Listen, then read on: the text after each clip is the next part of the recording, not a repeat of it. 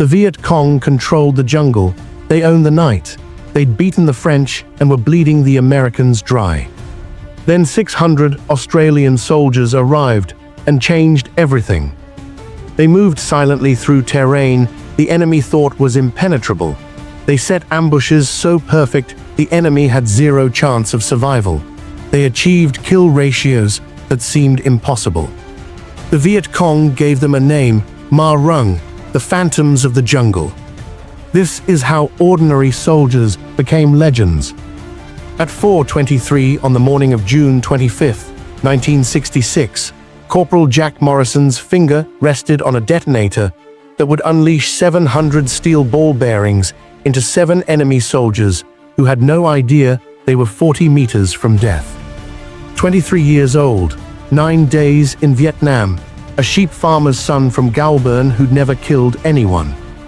But what those 7 Viet Cong soldiers didn't know was that the rules of jungle warfare were about to be rewritten, and Morrison was holding the pen.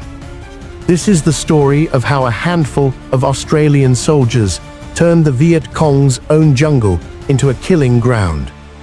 Morrison crouched in 2 inches of mud 300 meters inside enemy-controlled territory near a contested village in Phuoc Thi Province, South Vietnam. The VC fighters carried AK-47s slung over their shoulders, talking casually, moving with the confidence of men who owned this jungle. The 4 men with him, his entire patrol, the only 5 Australian soldiers within 3 kilometers, were invisible in the pre-dawn darkness, their faces painted green and black, their modified L1A1 rifles set to full automatic. They'd been motionless for 6 hours and 17 minutes. No talking, no movement, barely breathing. The lead VC fighter stepped into the kill zone, then the second, then the third. Morrison's thumb moved toward the detonator trigger. Not yet, wait for all 7. His training instructor's voice echoed in his head. Patience kills more enemies than bullets ever will. The 5th fighter entered the zone, then the 6th. The 7th man took one more step. Morrison squeezed the trigger. The jungle exploded into white light and thunder. This is the story of how Australian soldiers introduced the Viet Cong to warfare conducted by ghosts who saw everything, struck without warning, and vanished before reinforcements could arrive. On June 16, 1966, a Royal Australian Air Force C-130 Hercules transport aircraft touched down at Vung Tau Air Base on the southern coast of South Vietnam. The temperature was 96 degrees Fahrenheit, humidity at 87%. 75 men of 3 Squadron, Special Air Service Regiment filed out into the scorching afternoon heat under the command of Major Reginald Beasley, age 34, a veteran of covert operations in Borneo during the Indonesian confrontation. These weren't conventional infantry. They were reconnaissance specialists trained to operate in 4- and 5-man patrols deep behind enemy lines for days at a time without resupply. Their mission was straightforward: become the eyes and ears of the newly established 1st Australian Task Force at Nui Dat Base in Phuoc Thi Province, find the enemy, report enemy movements, gather intelligence. What they were not initially authorized to do was kill. That would change within 9 days. The next morning, 3 Squadron flew north to Nui Dat Base, a 600-hectare patch of cleared rubber plantation 8 kilometers northeast of Ba Ria, surrounded by enemy territory in every direction. Phuoc Thi Province in June 1966 was contested ground heavily favoring the Viet Cong. The VCD 445 Battalion, estimated at 800 to 1,000 fighters, controlled vast stretches of jungle, rubber plantations, coastal villages, and critical supply routes throughout the province. The 2 Australian infantry battalions at Nui Dat conducted standard search and destroy operations daily, company and platoon-sized patrols moving through the jungle with 30 to 100 men. The problem was brutally simple. They were too loud, too slow, and too visible. The VC heard them coming from kilometers away, and simply vanished into terrain they knew intimately. It was like trying to hunt a tiger with a brass band announcing your arrival. Intelligence officers were frustrated. They knew the VC were out there, but pinpointing exact positions, movement patterns, and supply routes was nearly impossible with conventional reconnaissance. That's where 3 Squadron SAS came in. On June 18th, Major Beasley met with Brigadier Oliver Jackson, the commander of 1st Australian Task Force. Jackson was direct. "I need to know where the bloody enemy is, how many of them there are, and where they're going. Go places my battalions can't go, see things they can't see." Beasley asked one question: "Rules of engagement, sir?" Jackson's response: "Observe and report. If fired upon, defend yourselves, but your primary mission is reconnaissance, not combat. I need intelligence more than body counts." That directive would last exactly 9 days. The men of 3 Squadron were different from conventional soldiers in ways that went beyond training. They carried modified weapons, L1A1 rifles adjusted for fully automatic fire instead of semi-automatic only, fitted with 30-round magazines instead of the standard 20, with improvised forward pistol grips for better control during rapid fire. The result was a weapon that could deliver 3 times the firepower of a conventional rifle squad in the same time frame. But the most significant difference was how they moved. A conventional infantry patrol covering 3 kilometers might take 90 minutes. An SAS patrol covering the same ground would take 6 hours, moving at speeds so slow that each footstep was placed after scanning the ground for anything that might make noise. Every 50 meters, the patrol stopped completely. 5 minutes of absolute stillness, listening for voices, for metal on metal, for the distinctive sound of an AK-47 being cocked, for anything that indicated human presence. This was the skill that separated SAS patrols from conventional reconnaissance. The ability to read the jungle not just with eyes, but with ears, noses, and instinct developed through thousands of hours of training. On June 20th, Major Beasley ordered each troop to conduct 24-hour familiarization patrols within 5 kilometers of Nui Dat. These were shakedown operations, getting used to the terrain, the vegetation, the heat, the sounds of the Vietnamese jungle at night. Corporal Jack Morrison's 5-man patrol from 1 troop received their briefing at 600 hours on June 21st. Morrison was the patrol commander, age 23, responsible for 4 other men: Private David Sullivan from Brisbane, the scout; Corporal Peter Holland from Perth, the medic; Private Robert Chen from Sydney, the signaller who carried the 11-pound radio; Private Michael O'Brien from Melbourne, age 22, the rear scout.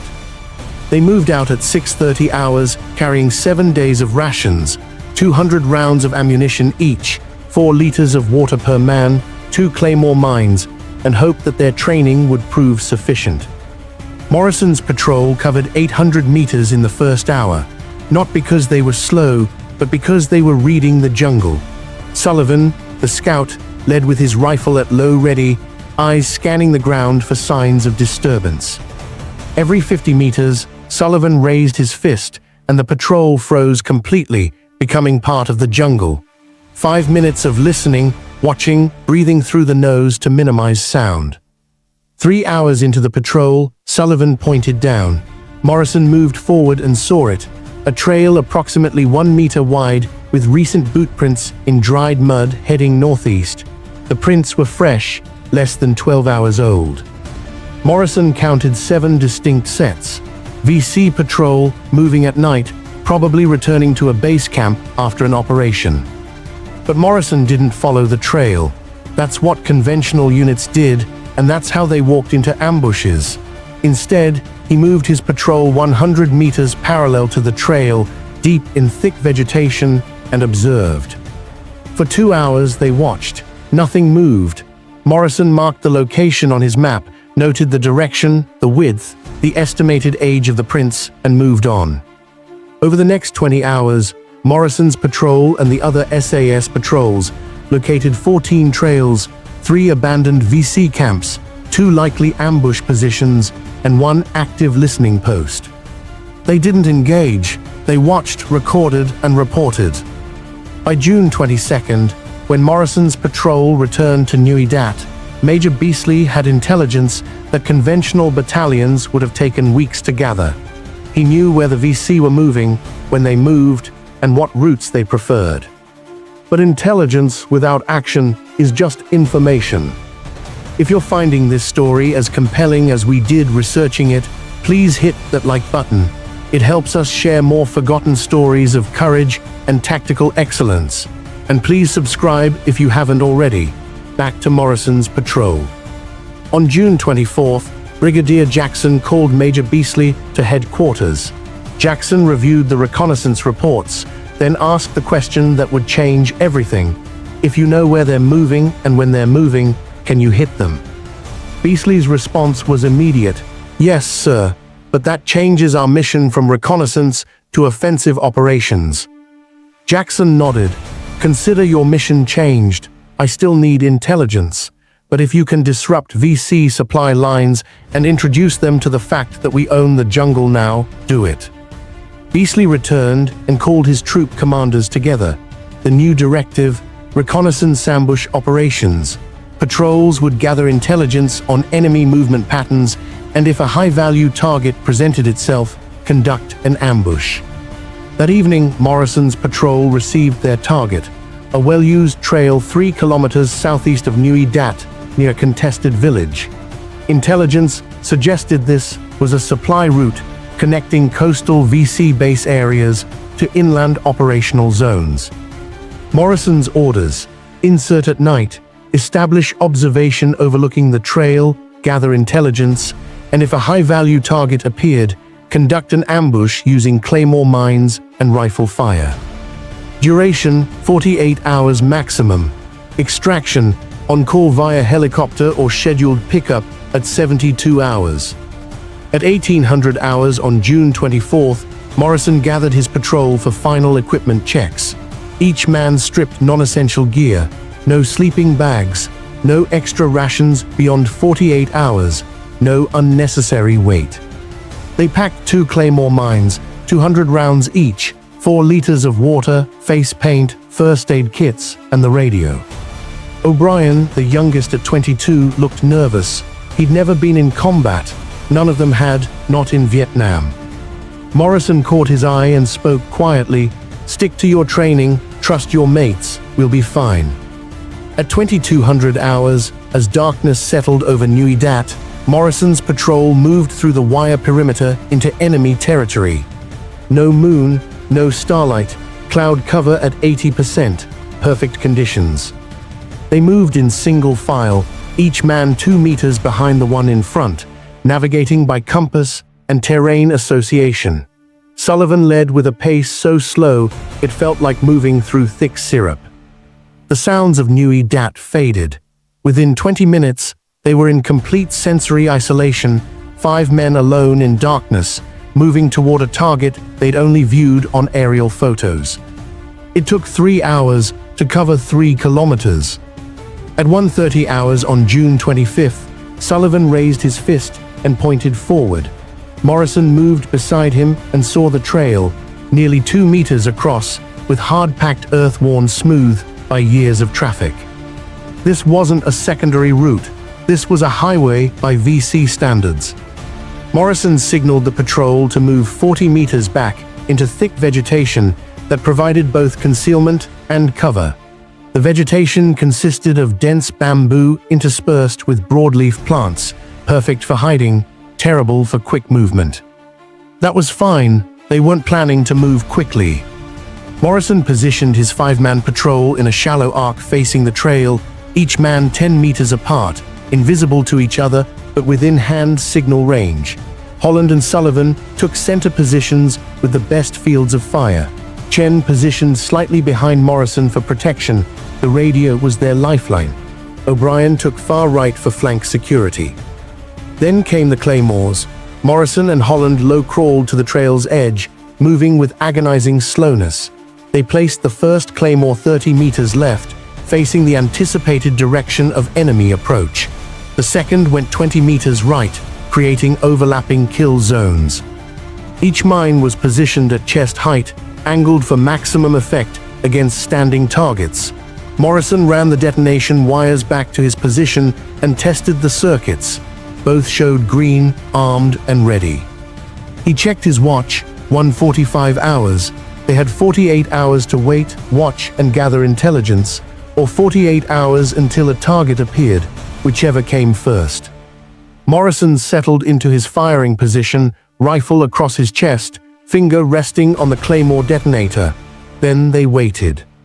Waiting is the hardest part of reconnaissance ambush operations, not the planning, not the insertion, not even the violence itself, the waiting.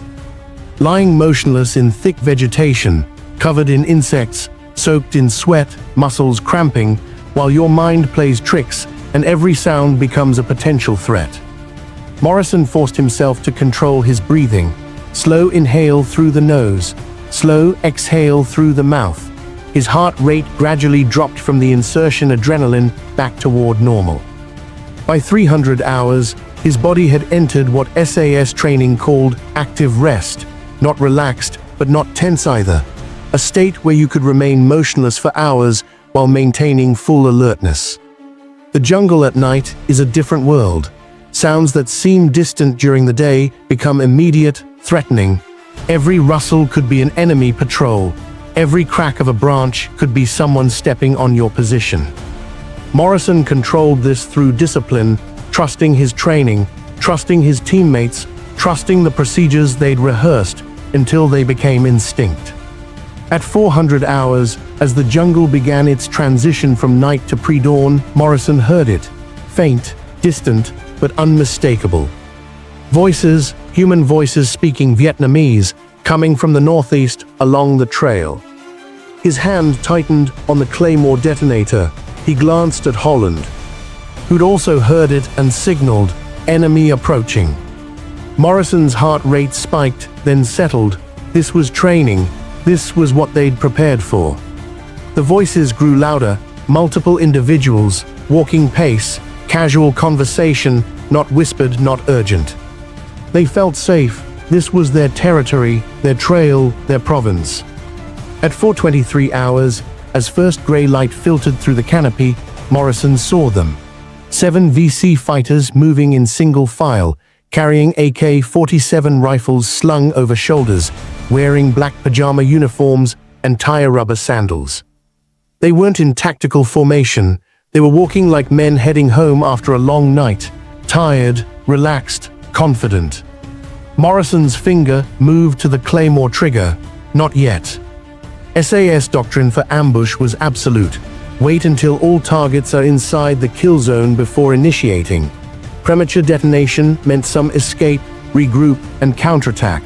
Complete detonation meant total surprise, maximum casualties, and successful withdrawal. Morrison watched as the first VC fighter passed the left claymore position, then the second, then the third. His breathing slowed to almost nothing. His world narrowed to the 7 figures and the detonator in his hand. 4, 5, 6.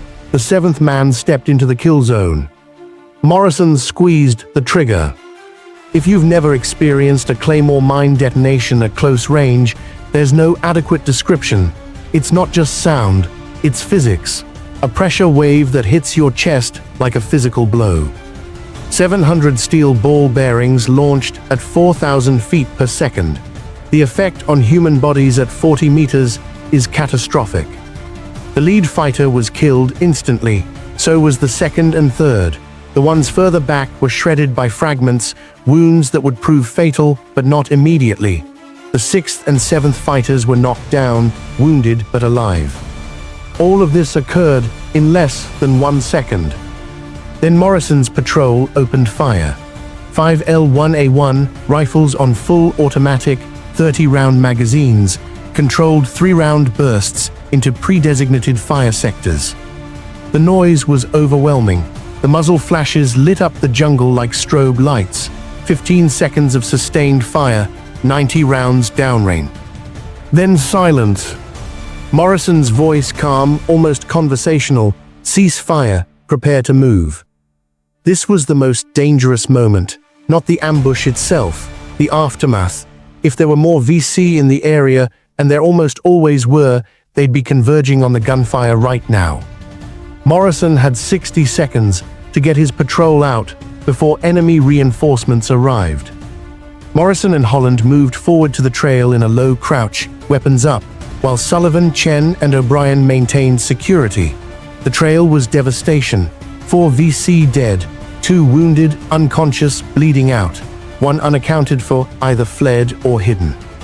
Morrison grabbed a canvas bag from one of the bodies and signaled withdrawal. 90 seconds after the ambush, Morrison's patrol was gone. They moved 200 meters northeast, perpendicular to their entry route, then stopped in thick cover and listened. Behind them, voices shouting in Vietnamese, sounds of VC reinforcements arriving at the ambush site. But Morrison's patrol was invisible. No trail, no noise, just 5 men, motionless, waiting for the enemy to give up the search. By 600 hours, as the sun rose, Morrison radioed base. Contact. 4 enemy KIA confirmed, 2 wounded, no friendly casualties, egressing to extraction point. Major Beasley's response, well done, move to primary extraction, helicopter inbound. At 8:30 hours, Morrison's patrol reached a clearing 2 kilometers south. A F-1 Huey helicopter dropped in, rotors beating the air, and the patrol climbed aboard.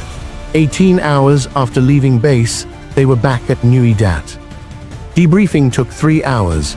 Morrison described every detail: the insertion route, the positioning, the timing, the enemy's response. The canvas bag contained what intelligence officers hoped for: a hand-drawn map showing VC base camps and supply routes throughout northeastern Phuoc Thai province. It was gold, but more important than the intelligence was what that ambush represented.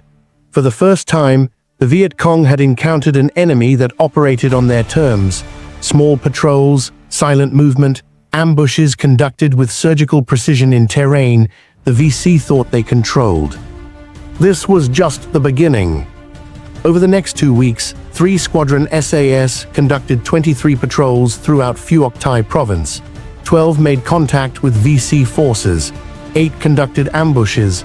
Confirmed enemy casualties: 31 killed, 12 wounded. Australian SAS casualties, 0. The mathematics didn't make sense by conventional standards. How could 5-man patrols, outnumbered often 20-1, achieve kill ratios exceeding 30-1? The answer lay in the doctrine. The SAS was pioneering what would later be called the reconnaissance ambush hybrid. It started with intelligence. Unlike conventional units that moved through jungle hopping to find the enemy, the SAS spent days gathering intelligence on enemy movement patterns. They identified trails, observed VC activity, noted the times when fighters moved, and catalogued routines. This reconnaissance phase could take 48 to 72 hours of continuous observation, patrols lying motionless, watching, building a picture of enemy behavior. Then came the ambush phase. Once a pattern was identified, the SAS positioned an ambush with mathematical precision. Claymore mines creating overlapping kill zones, patrol members positioned to deliver concentrated fire, escape routes pre-planned and rehearsed. The ambush itself lasted 15 to 20 seconds, devastating violence delivered with surgical precision, then immediate withdrawal because staying in the kill zone meant death. This created a psychological effect that exceeded tactical impact. The VC began to fear their own jungle. Trails that had been safe for years became death traps. Supply routes had to be changed constantly. Movement during predictable hours became suicidal. And the VC had no idea how many SAS patrols were operating. In reality, 3 Squadron had only 75 men total, with at most 15 to 20 on patrol simultaneously. But to the VC, it felt like the jungle was full of ghosts, everywhere, watching, waiting. By mid-July 1966, VC intelligence reports, captured later, documented a disturbing pattern.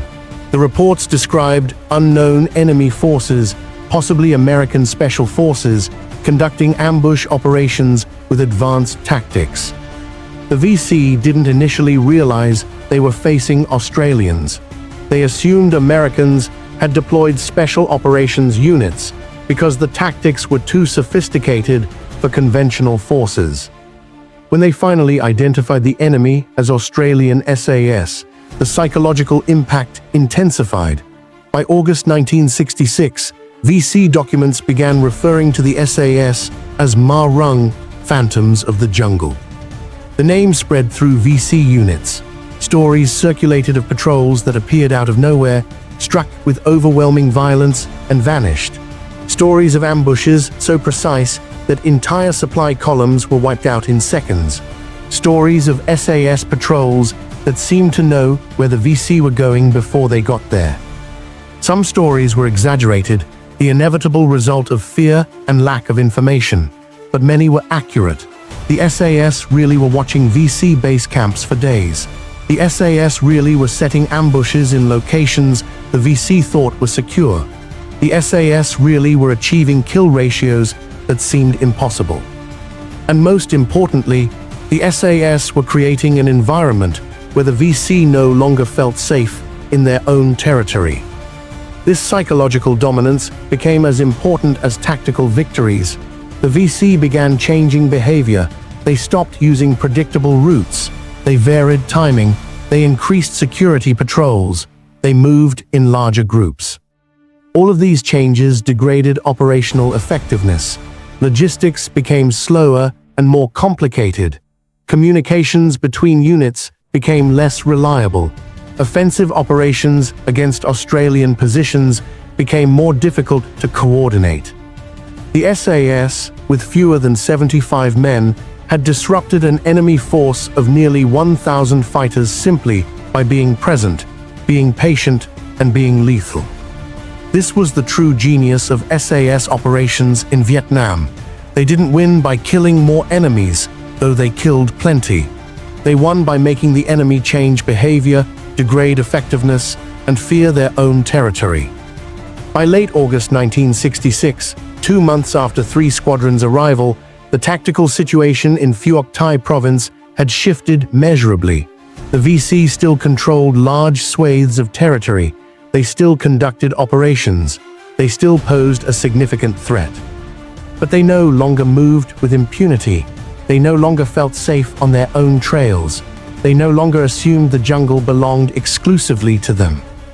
And critically, Australian task force commanders now had accurate, timely intelligence on enemy locations, movements, and intentions. Intelligence that enabled conventional operations to achieve results that would have been impossible without SAS reconnaissance. The Battle of Long Tan, fought on August 18, 1966, illustrated this perfectly. The SAS hadn't fought at Long Tan. That battle was conducted by D Company 6th Battalion, but the SAS had provided intelligence that warned of VC movement toward Nui Dat in the days before. SAS patrols had mapped the trails the VC used. SAS reconnaissance had identified approximate strength and location of enemy forces. That intelligence enabled D Company to survive an engagement where they were outnumbered 20-1 and still inflict devastating casualties on enemy forces. This was the SAS role. They didn't fight the big battles. They enabled others to fight them successfully. Corporal Jack Morrison's patrol, the 5-man team that conducted the first successful SAS ambush on June 25, 1966, continued operating throughout 3 squadrons' deployment. They conducted 17 more patrols between June and September. They made contact with enemy forces on 9 of those patrols. They conducted 6 successful ambushes. They gathered intelligence that resulted in 4 conventional Australian operations against VC base camps. And critically, they never suffered a single casualty. Morrison would later describe the experience. "We weren't heroes. We were just blokes doing a job. But we were good at it because we believed in the training, we trusted each other, and we understood that patience was more important than firepower." That philosophy, patience over firepower, precision over volume, intelligence over aggression, defined SAS operations in Vietnam from 1966 to 1971. Over those 5 years, approximately 600 Australian SAS soldiers would deploy to Vietnam. They would conduct thousands of patrols. They would make contact with enemy forces hundreds of times. They would inflict over 500 confirmed enemy casualties, and they would suffer only 3 killed in action during the entire war, a casualty rate so low it defied conventional military mathematics. The reputation established during those first 9 days in June 1966, the reputation built by patrols like Morrison's ambush, would define Australian SAS operations for decades. The VC called them ghosts. American forces called them the most effective small unit operators in Vietnam. Australian conventional forces called them the reason they could operate with confidence in Phuoc Thai province. But the SAS called themselves something simpler, professionals who understood that warfare conducted by small teams with perfect discipline, infinite patience, and surgical violence could achieve results that conventional forces never could. The ambush on June 25, 1966, wasn't the biggest battle of the Vietnam War. It wasn't the most famous. It didn't involve thousands of troops or generate international headlines. But it established a pattern that would define counterinsurgency operations for generations. It proved that precision warfare, conducted by specialists operating deep in enemy territory, could reshape the battlefield more effectively than any conventional military force. And it showed that sometimes the most devastating weapon in war isn't firepower or numbers or technology. It's patience, discipline, and 5 men, invisible in the jungle, who understand that the difference between victory and death is measured in fractions of seconds. If this story moved you the way it moved us, do me a favor, hit that like button. Every like tells YouTube to show this story to more people. Hit subscribe and turn on notifications. We are rescuing forgotten stories from dusty archives every single day. Stories about soldiers who prove themselves with skill and courage. Real people, real heroism. On the afternoon of March 12, 1968, Trooper Bill Creed, 27 years old, two-tour in Vietnam, a mechanic from Adelaide who'd passed SAS selection on his second attempt, lay face down in 3 inches of stinking swamp water 400 meters inside Viet Cong-controlled territory in the Hat Ditch secret zone of Phuoc Thai province, bleeding from a bullet wound in his left thigh. He could hear enemy voices, close, maybe 30 meters, speaking Vietnamese, searching. His 4 patrol mates had withdrawn under fire 20 minutes earlier, forced back by overwhelming numbers after an ambush that had erupted out of nowhere. They'd called for him to follow. He'd tried, made it 50 meters before his leg gave out and he collapsed into the swamp. Now he was alone, wounded, cut off, with approximately 40 Viet Cong soldiers sweeping the area looking for survivors. Creed's L1A1 rifle lay across his chest, selector switch on full automatic, 18 rounds remaining in the magazine. Not enough to fight his way out, barely enough to make his last stand count for something. He controlled his breathing through sheer willpower, shallow breaths through his nose, trying not to disturb the swamp water around him. The leg wound was bad, not arterial, but bad enough that he was losing blood, losing strength, losing time. The Viet Cong didn't take SAS prisoners. They executed them, usually after torture designed to extract information about patrol routes, radio frequencies, and operational procedures. Creed had approximately 30 minutes before blood loss degraded his ability to fight. He had maybe 10 minutes before the VC search line reached his position. What Creed didn't know, what he couldn't possibly know, lying wounded in that swamp, was that 15 kilometers away at Nui Dat base, his squadron commander had just made a decision that would define SAS operations for the next 50 years. They were coming for him, all of them, with helicopters, firepower, and a level of commitment that seemed insane by conventional military standards. Because in the Australian SAS, there was one rule that superseded every other tactical consideration: you never, ever leave a man behind. In 37 minutes, that swamp would become the most dangerous piece of ground in South Vietnam. And Bill Creed, bleeding out and alone, would witness something that soldiers dream about but rarely experience: his brothers coming through hell to bring him home. This is the story of the most daring rescue operation conducted by Australian forces in Vietnam. An operation where 12 men flew into enemy-controlled territory under fire to recover one wounded soldier. An operation that violated every principle of tactical caution, but embodied everything the SAS believed about loyalty, courage, and the unbreakable bond between soldiers who fight together. 23 months earlier, in June 1966, the first Australian SAS squadron had arrived in Phuoc Thai province and begun the reconnaissance ambush operations that would establish their legendary reputation. By March 1968, the SAS had conducted over 1,200 patrols, made contact with enemy forces hundreds of times, and achieved kill ratios exceeding 50-1. They'd become the most feared force operating in the province, so effective that the Viet Cong had given them the name Ma Rung, the Phantoms of the Jungle. But that reputation came with a cost. The VC hunted SAS patrols with dedicated tracker teams. They set ambushes along known patrol routes. They'd learned SAS tactics and adapted their own operations to counter them. By 1968, operating as an SAS patrol in Phuoc Thai province was the most dangerous job in the Australian military. 4 to 5 men, alone in enemy territory, conducting reconnaissance missions that lasted up to 7 days, moving through jungle where every trail could be an ambush site and every clearing could be a kill zone. The standing orders were clear: gather intelligence, conduct ambushes when targets presented themselves, and avoid decisive engagement with superior forces. But on March 12, 1968, everything went wrong. Trooper Bill Creed's 5-man patrol from 3 Squadron SAS had inserted via helicopter at dawn on March 10th into an area 3 kilometers south of the Hat Ditch Secret Zone, a known Viet Cong base area that intelligence suggested housed elements of the D-445 Battalion.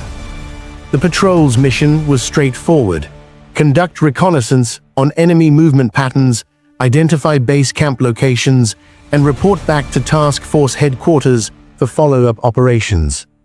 Creed was the patrol scout, the first man in the patrol order, responsible for navigation and detecting enemy presence before the patrol stumbled into contact. At 27 years old, with 18 months of Vietnam experience across 2 tours, Creed was one of the most experienced patrol members in the squadron. He'd survived dozens of contacts, conducted successful ambushes, and earned a reputation for having what other soldiers called jungle sense, an almost supernatural ability to detect enemy presence before making contact. But on March 12th, at 14:23 hours, that sense failed him.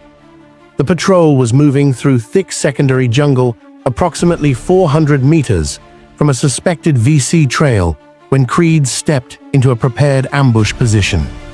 The VC had concealed themselves perfectly, lying in thick vegetation, weapons aimed at a natural choke point where the terrain funneled movement into a 10-meter wide corridor. The first burst of AK-47 fire came from 15 meters away, so close that Creed saw the muzzle flash before he heard the sound. 3 rounds hit the tree beside his head, spraying bark fragments into his face. He dove left, rolled, came up firing his L1A1 on full automatic. Behind him, the rest of the patrol reacted with the instant violence of action drills trained until they became reflex, returning fire, seeking cover, establishing fire superiority in the first 5 seconds of contact. But this wasn't a meeting engagement between 2 patrols. This was a planned ambush with overwhelming numbers. Within 30 seconds, Creed counted at least 15 enemy positions firing at the patrol, probably more he couldn't see. His patrol commander, Sergeant Tom Mackenzie, was screaming orders: Break contact, bound back, move. The SAS drill for breaking contact with superior forces was absolute. Establish fire superiority for 10 seconds, then withdraw by bounds, 2 men firing while 3 moved, then reverse, creating a fighting withdrawal that prevented the enemy from pursuing effectively.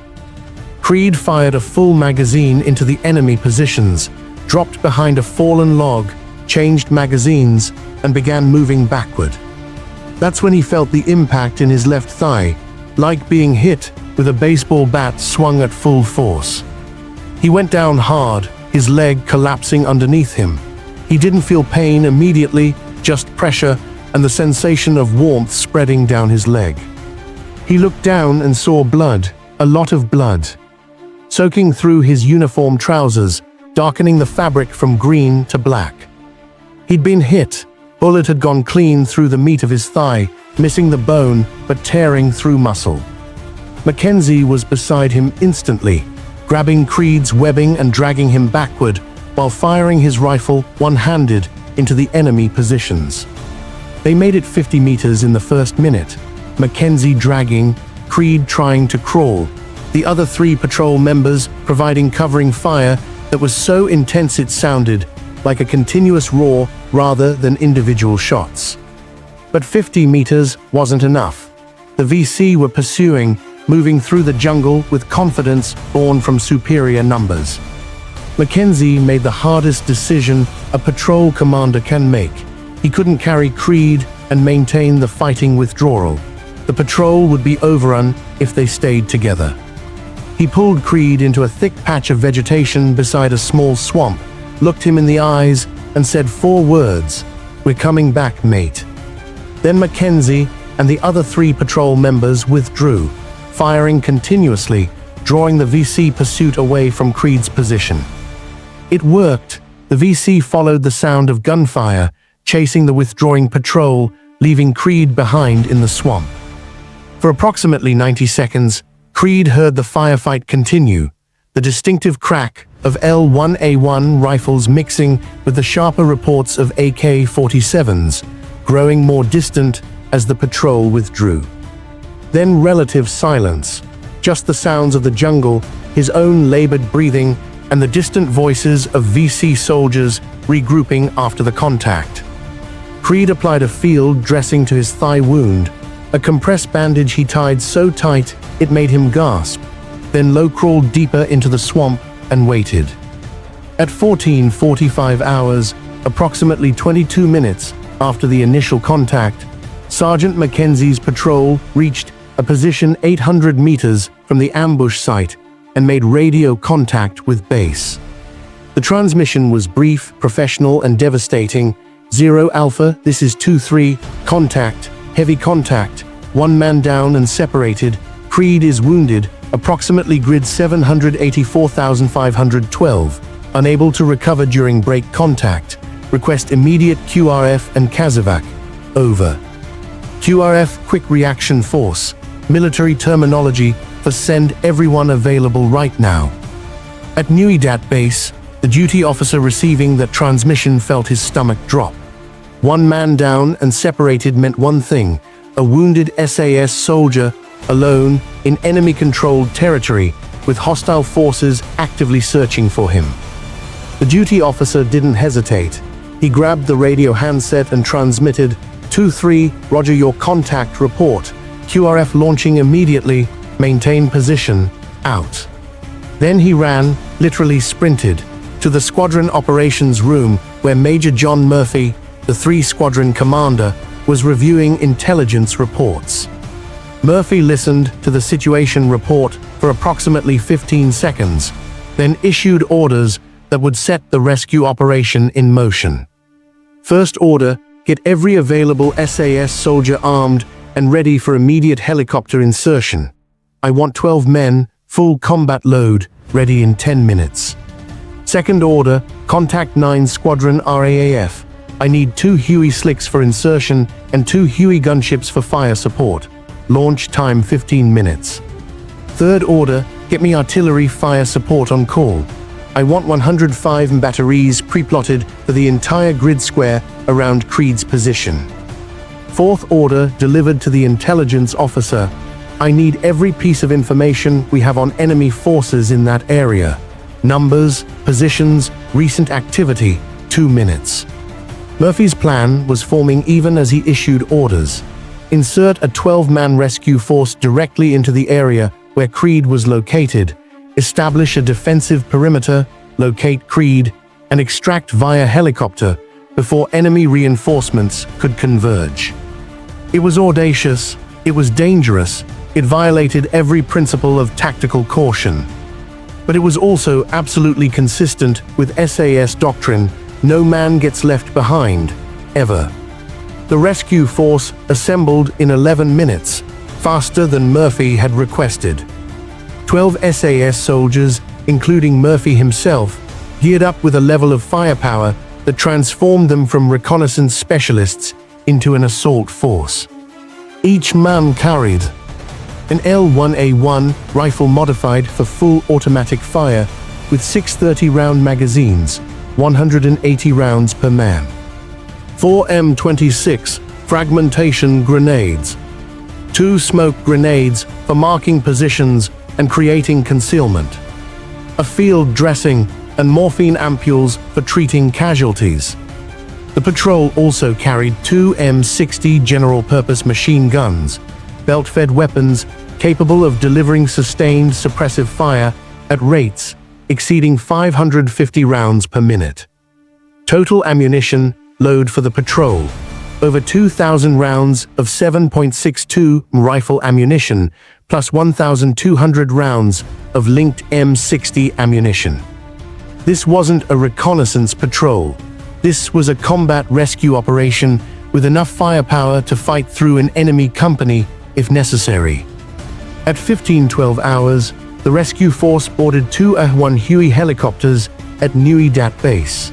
Murphy rode in the lead aircraft, standing in the door, watching the jungle scroll past beneath them as the helicopters accelerated south toward the Hat Ditch area. The flight time was 8 minutes. In those 8 minutes, Murphy reviewed the plan with his team using hand signals and shouted instructions over the rotor noise. The insertion would occur in a small clearing approximately 200 meters from Creed's last known position. The clearing was barely large enough for one helicopter. The insertion would have to be sequential, one aircraft at a time, doubling the exposure time. 2 Huey gunships, armed with M60 machine guns and 2.75-inch rocket pods, would provide suppressive fire during insertion, hitting suspected enemy positions with rockets and machine gun fire to keep VC heads down during the vulnerable landing phase. Once on the ground, the rescue force would move immediately to Creed's position, establish a defensive perimeter, locate him, and move to an extraction point. Total time on ground, 15 to 20 minutes maximum. Any longer and enemy reinforcements would make extraction impossible. At 15:19 hours, the helicopters reached the target area. Murphy could see the clearing, a gap in the jungle canopy approximately 30 meters in diameter, surrounded by thick vegetation. The gunships went in first, diving toward suspected enemy positions and unleashing rockets that exploded in the jungle with orange fireballs and black smoke.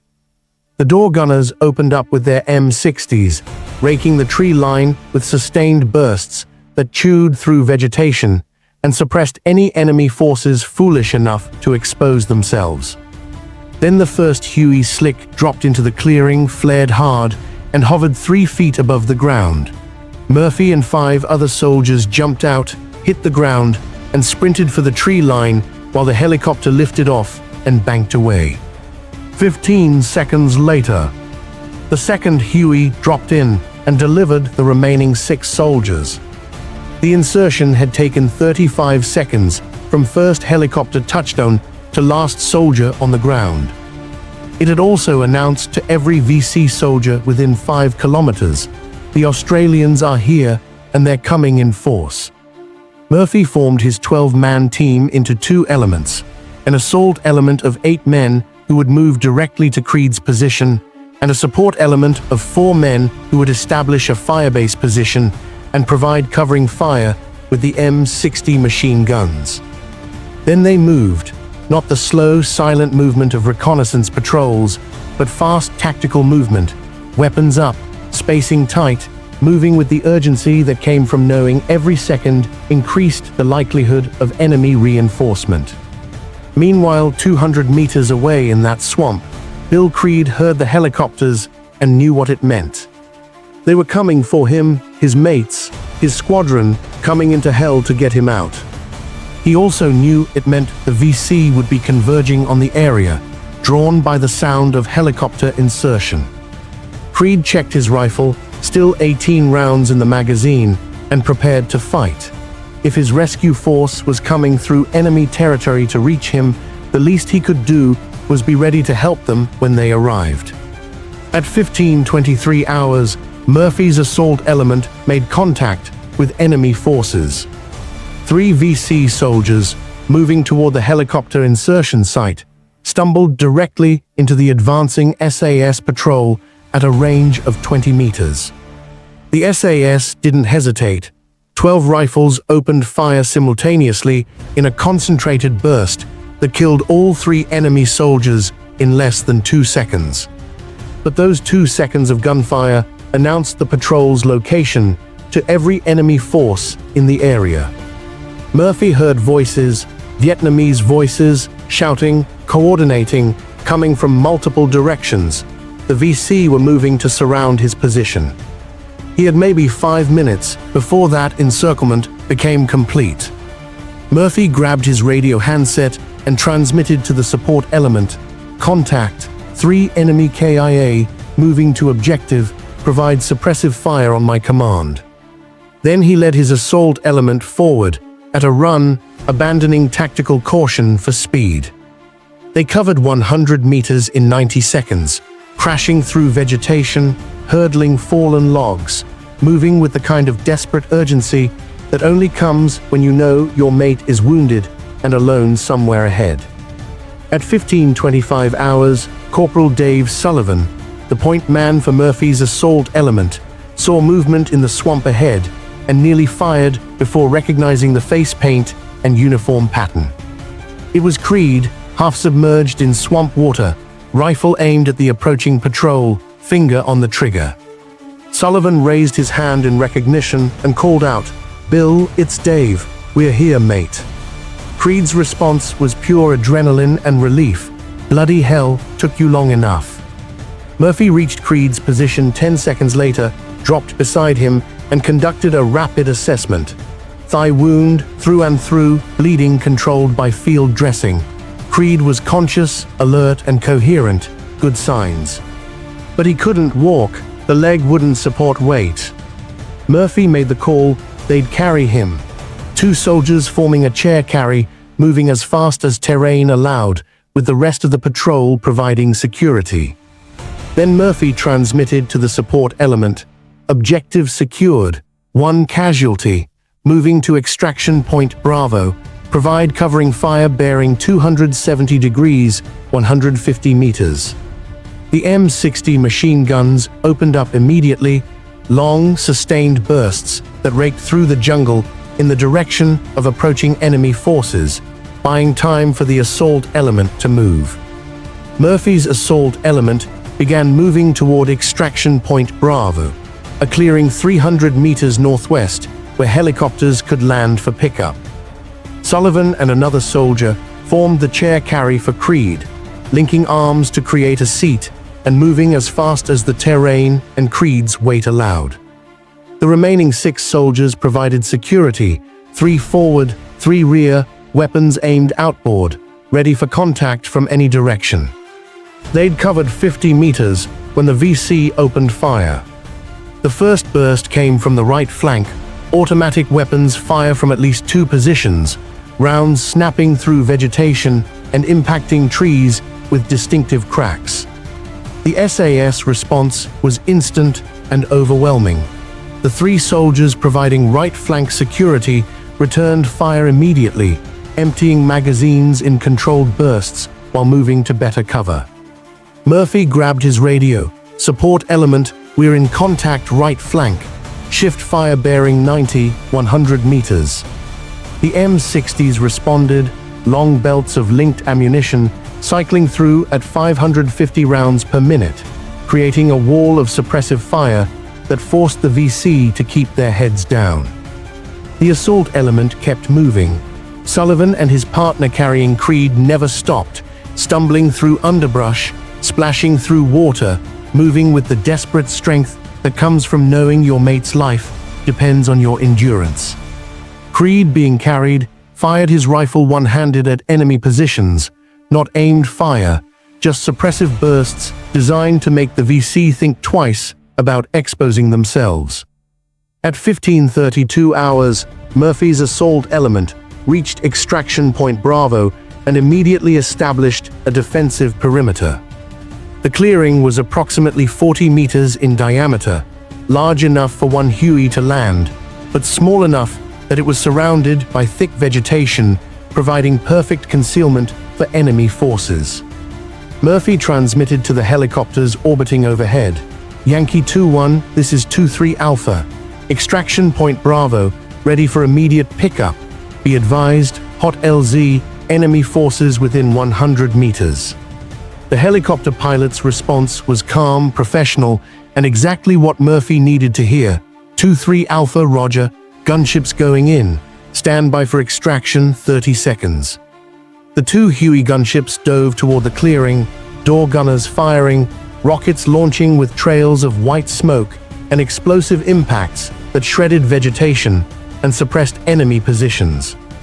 Then the extraction helicopter, call sign Yankee 2-1, dropped into the clearing with the kind of precision that only combat helicopter pilots can achieve, flaring hard and settling onto the ground with rotors still turning.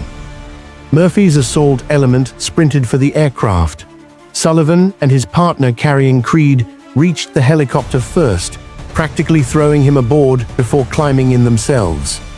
The remaining soldiers followed, weapons still firing outboard, emptying magazines into suspected enemy positions right up until they reached the aircraft doors. Murphy was the last man aboard, standing in the door, rifle up, providing covering fire while his soldiers loaded. Then he grabbed the door frame and pulled himself inside. Total time on ground at extraction point, 47 seconds from helicopter touchdown to liftoff. As the Huey lifted off and banked away, Murphy looked back at the clearing.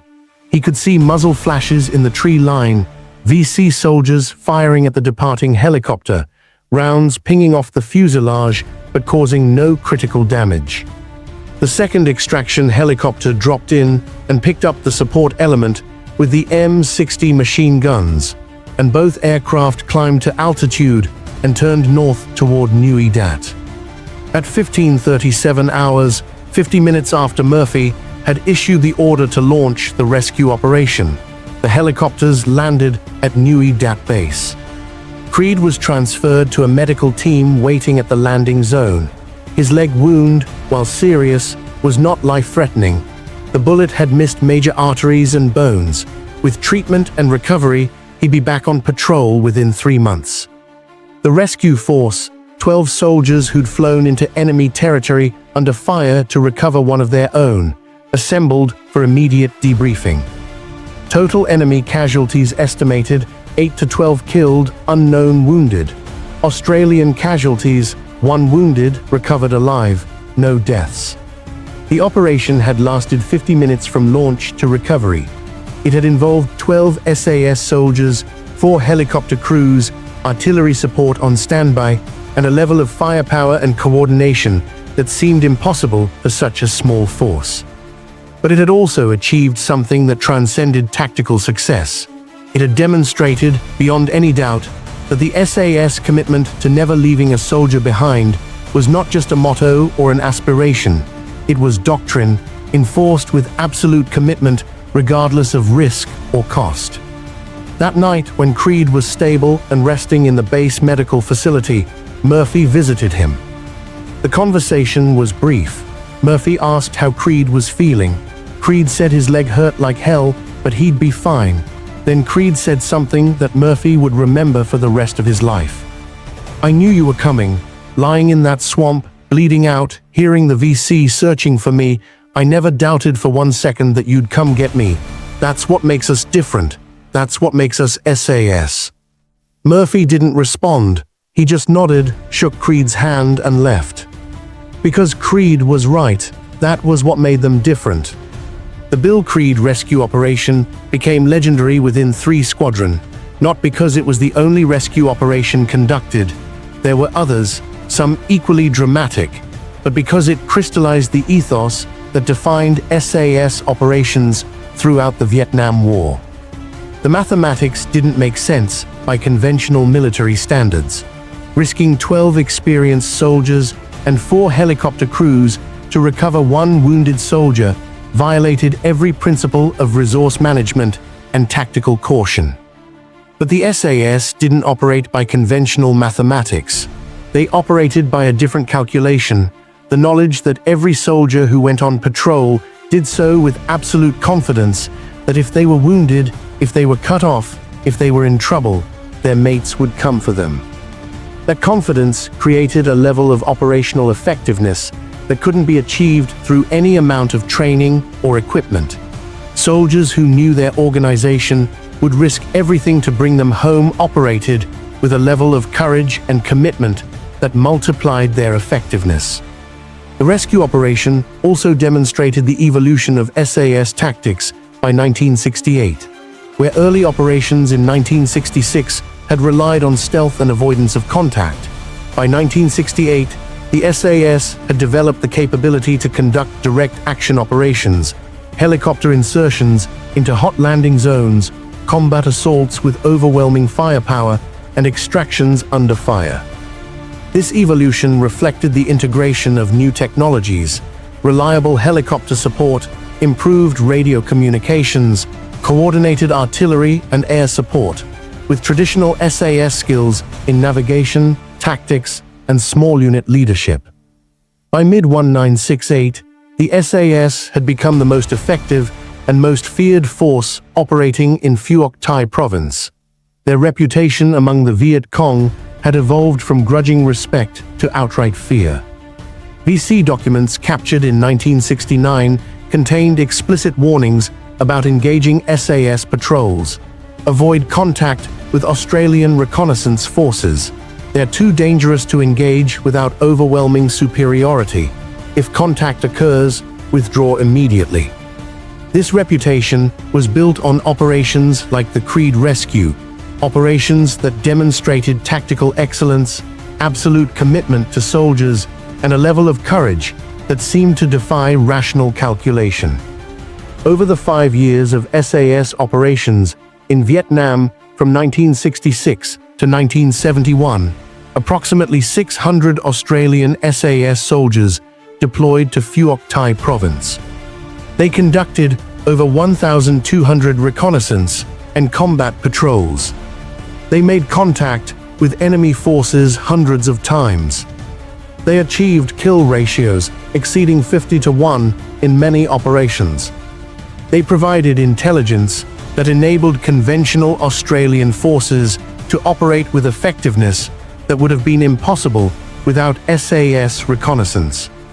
And critically, they suffered only 3 killed in action during the entire war, a casualty rate so low it remained unprecedented in special operations history.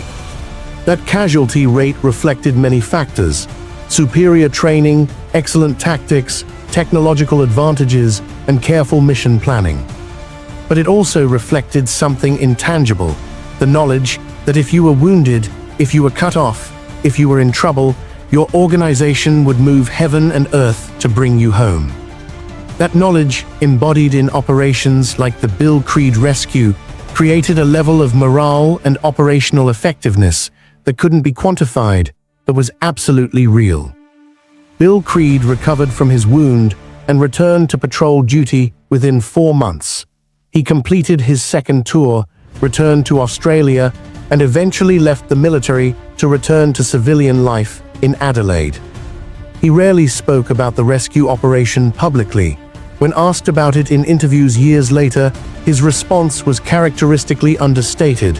"My mates came and got me. That's what we do. Nothing special about it." But it was special.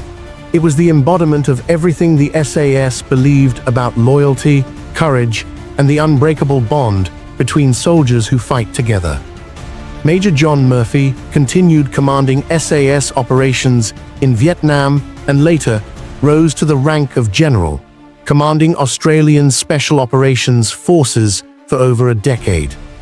In retirement, when asked about the decision to launch the Creed rescue operation despite the obvious risks, his response was simple: "I never even considered not launching it. The only question was how fast we could get there. That's not courage, that's just who we are." The soldiers who conducted the rescue, 12 men who flew into enemy territory under fire, fought their way to a wounded mate and extracted him to safety, received no special decorations for the operation. It wasn't considered exceptional, it was considered duty. That attitude, that rescuing a wounded soldier from enemy territory under fire was simply duty, not heroism, defined the culture of the Australian SAS and contributed to their legendary reputation. The Viet Cong never stopped trying to capture or kill SAS soldiers, but they also never succeeded in capturing a single living SAS soldier during the entire Vietnam War. Some of that was luck, some was tactical excellence, but a significant part was the knowledge that the SAS would mount rescue operations so aggressive and so overwhelming that attempting to hold an SAS prisoner was more dangerous than letting them go. The rescue operations conducted by the SAS in Vietnam, including the Creed Rescue, among many others, established a standard that influenced Australian military culture for generations. Every training cycle for Special Operations Forces includes scenarios based on Vietnam rescue operations. Every deployment planning cycle includes contingencies for isolated personnel recovery. Every soldier who serves in special operations does so with the knowledge that the organization's commitment to leave no one behind is not rhetorical, it's doctrine, backed by a 50-year history of operations that prove it. The Bill Creed rescue operation on March 12, 1968, was not the biggest operation of the Vietnam War. It didn't involve thousands of troops or generate international headlines. It didn't change the strategic situation in Vietnam or influence the war's outcome. But it changed everything for Bill Creed, lying wounded in that swamp, hearing the helicopters approach and knowing his mates were coming. And it reinforced everything the SAS believed about loyalty, courage, and the simple truth that soldiers who trust each other absolutely will achieve things that seem impossible by any rational calculation. If this story about courage, loyalty, and the unbreakable bond between soldiers moved you the way it moved us, hit that like button right now. Every like tells YouTube to share this story with more people who need to hear about the kind of courage that doesn't make headlines, but defines what it means to be a soldier. Subscribe to this channel and turn on notifications. We are rescuing stories like this from forgotten archives every day, stories about ordinary people who did extraordinary things. Drop a comment and tell us where you're watching from. Are you in Australia, the United States, Canada, the UK? Our community stretches across the world. On the morning of September 17, 1969, Sergeant Barry Marshall, 29 years old. Third tour in Vietnam, a quiet farm kid from Toowoomba who'd never wanted to be a hero, lay flat on his stomach in a sniper position 450 meters inside Viet Cong-controlled territory in the Hat Ditch secret zone. His right eye pressed against the scope of a modified Lee Enfield No. 4 MK-IT rifle, watching a North Vietnamese Army lieutenant through 4x magnification at a range of 387 meters. The NVA officer was 34 years old according to the intelligence brief, battalion commander, responsible for coordinating supply operations along the entire coastal corridor. His death would disrupt enemy logistics for weeks. Marshall's finger rested on the trigger with 1.8 pounds of pressure applied. The rifle required 3.2 pounds to fire, which meant he was one exhale, one heartbeat, one fraction of a second from taking a life. He'd been in this exact position for 41 hours without moving more than 6 inches. No food, minimal water, insects crawling across his face, leg muscles cramped into knots, back screaming from remaining motionless on uneven ground. The NVA lieutenant stood outside a command bunker 387 meters away, smoking a cigarette, reviewing a map with 2 other officers, completely unaware that an Australian sniper had been watching him for nearly 2 days, waiting for this exact moment. Marshall controlled his breathing, slow inhale through the nose, even slower exhale through the mouth. His heart rate dropped from 62 beats per minute to 58. The rifle scope's crosshairs settled on the officer's chest, rising and falling in perfect rhythm with Marshall's breathing. Wind was negligible, maybe 2 kilometers per hour from the northeast. Humidity at 89%. Temperature 28 degrees Celsius. All factors already calculated and compensated for in Marshall's firing solution. What that NVA lieutenant didn't know, what his staff officers standing beside him didn't know, what the 40 enemy soldiers inside the command bunker didn't know, was that Sergeant Barry Marshall had pioneered sniper tactics in jungle terrain that military theorists said was impossible for long-range precision shooting. He'd achieved 23 confirmed kills in 18 months without being detected once. He'd spent over 400 hours lying motionless in enemy territory, watching, waiting, learning enemy patterns with the patience of a predator who understands that stillness kills more effectively than movement ever could. And in approximately 4 seconds, he was going to prove that even in dense jungle where visibility was measured in hundreds of meters instead of thousands, a trained sniper with the right skills and the right mindset was the most dangerous weapon on the battlefield. Marshall's finger increased pressure on the trigger, 2.1 pounds now, 2.4 pounds. The crosshairs settled perfectly on the officer's chest. The NVA lieutenant exhaled cigarette smoke and laughed at something one of his staff officers said. Marshall exhaled, emptying his lungs completely, and in that moment between breaths when his body was absolutely still, he squeezed the trigger, the final 0.8 pounds required to fire. The rifle kicked against his shoulder. The report echoed through the jungle, a sharp crack that announced death to anyone within 500 meters. 387 meters away, the NVA lieutenant collapsed, killed before the sound of the shot reached his position. This is the story of the most successful sniper in Australian SAS history, a soldier who transformed jungle warfare by proving that precision shooting in terrain everyone said was impossible could achieve strategic effects that conventional forces never could. A soldier who spent more time watching the enemy than fighting them, who understood that patience was deadlier than aggression, and who pioneered tactics that would influence special operations doctrine for the next 50 years. They called him the Phantom Sniper, but Barry Marshall called himself something simpler, a soldier doing a job that required more discipline than courage, more patience than skill, and more commitment than most people could imagine. In March 1968, Sergeant Barry Marshall arrived in Vietnam for his 3rd tour with 3 Squadron, Special Air Service Regiment. 28 years old, 6 feet tall, 168 pounds, a lean, hardened build developed through years of carrying 70-pound packs through jungle terrain. He'd completed 2 previous tours, 1966 to 1967, then again in 1967 to 1968, conducting standard reconnaissance ambush operations as a patrol scout. He'd survived 47 combat patrols, 19 enemy contacts, and 8 ambush operations.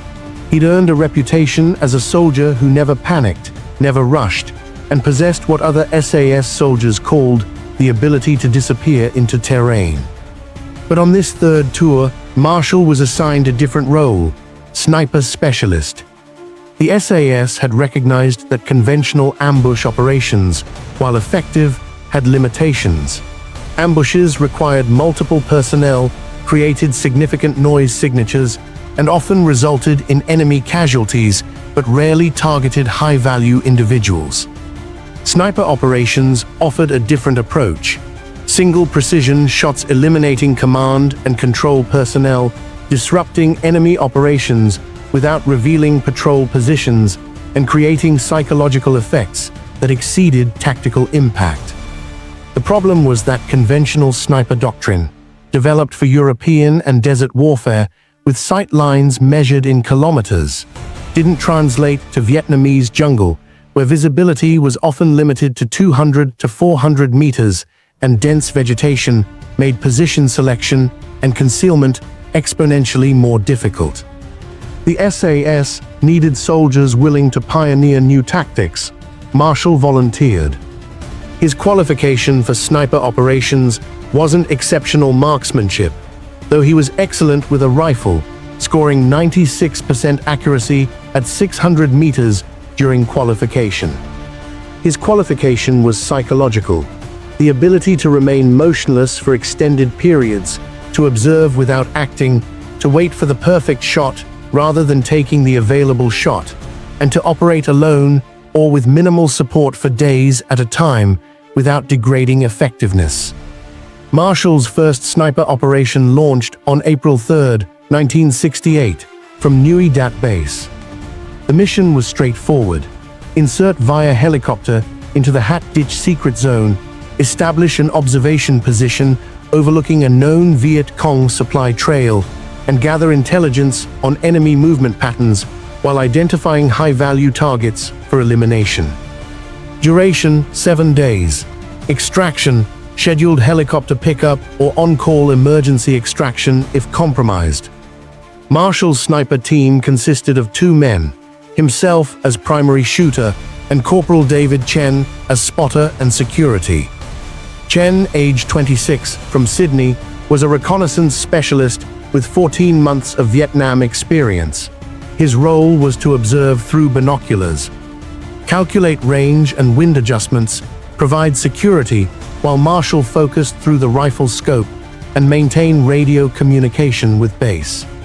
They carried modified weapons: Marshall's Lee Enfield No. 4 MK-IT, bolt-action rifle chambered in .303 British with a 4x telescopic sight, and Chen's L1A1 semi-automatic rifle for security if the position was compromised.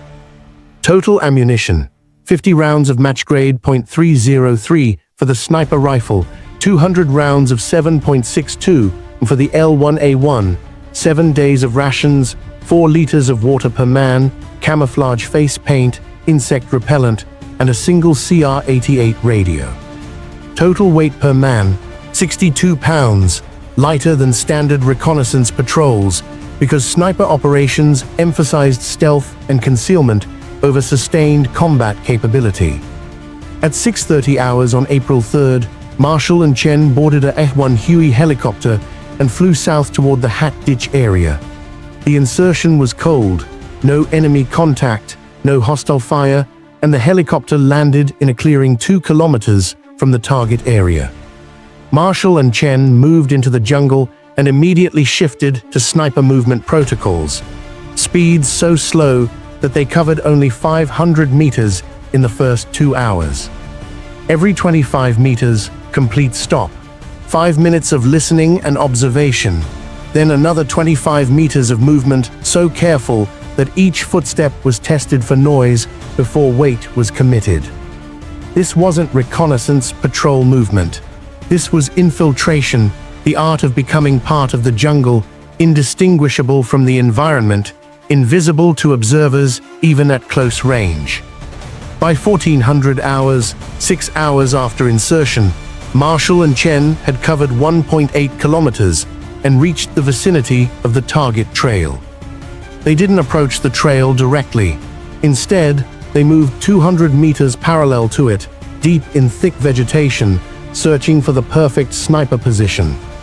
Sniper position selection in jungle terrain required finding the intersection of multiple factors: concealment from enemy observation, clear line of sight to the target area, solid shooting platform for stability, escape route if compromised, and elevation advantage if possible. Marshall found it at 15:47 hours. A slight rise in terrain approximately 320 meters from the trail, concealed by thick bamboo and broadleaf vegetation, with a narrow firing lane through the foliage that provided clear line of sight to a section of trail where enemy forces would be channeled by terrain features. They established the position with painstaking care. Marshall cleared a small area just large enough to lie prone, removing twigs and branches that might crack under his weight. Chen positioned 3 meters behind and to the right, where he could observe the target area through binoculars while maintaining security toward their rear.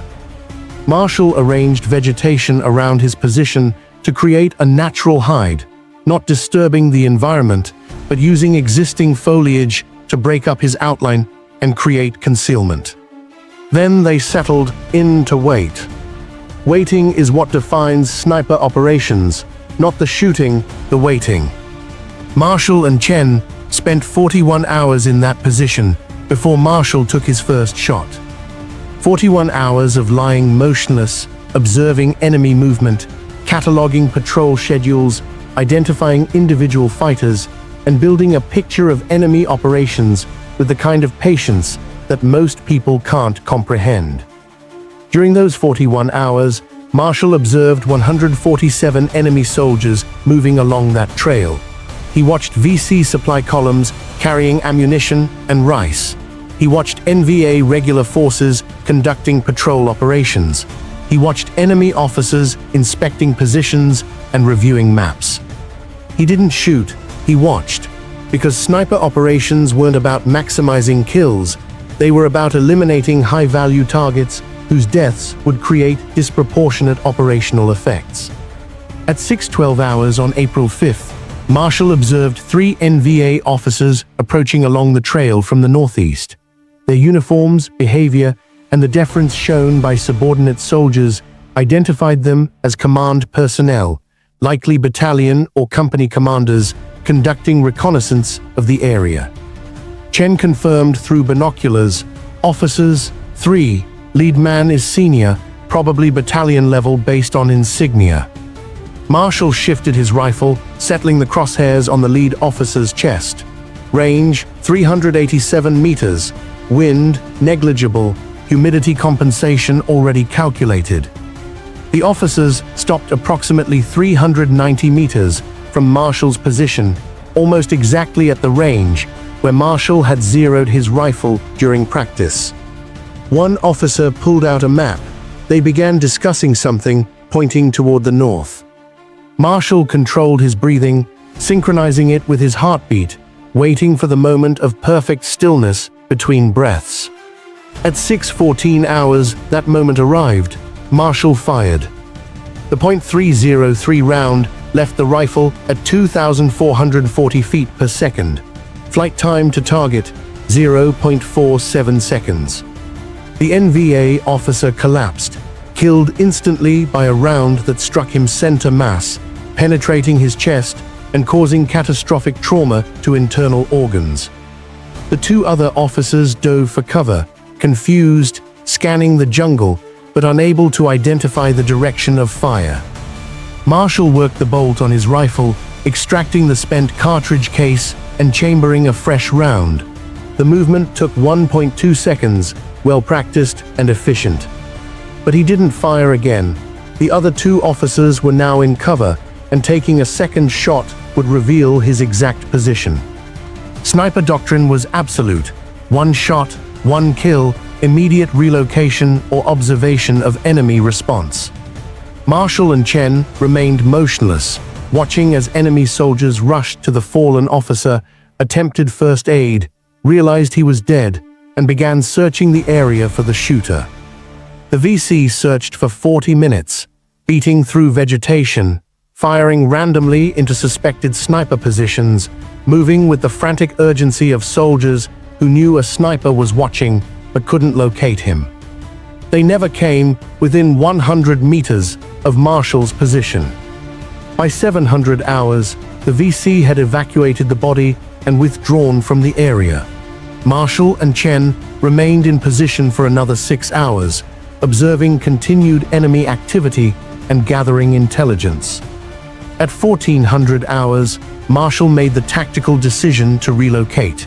They'd been in the same position for over 50 hours, longer than doctrine recommended, and the enemy was now aware that a sniper was operating in the area.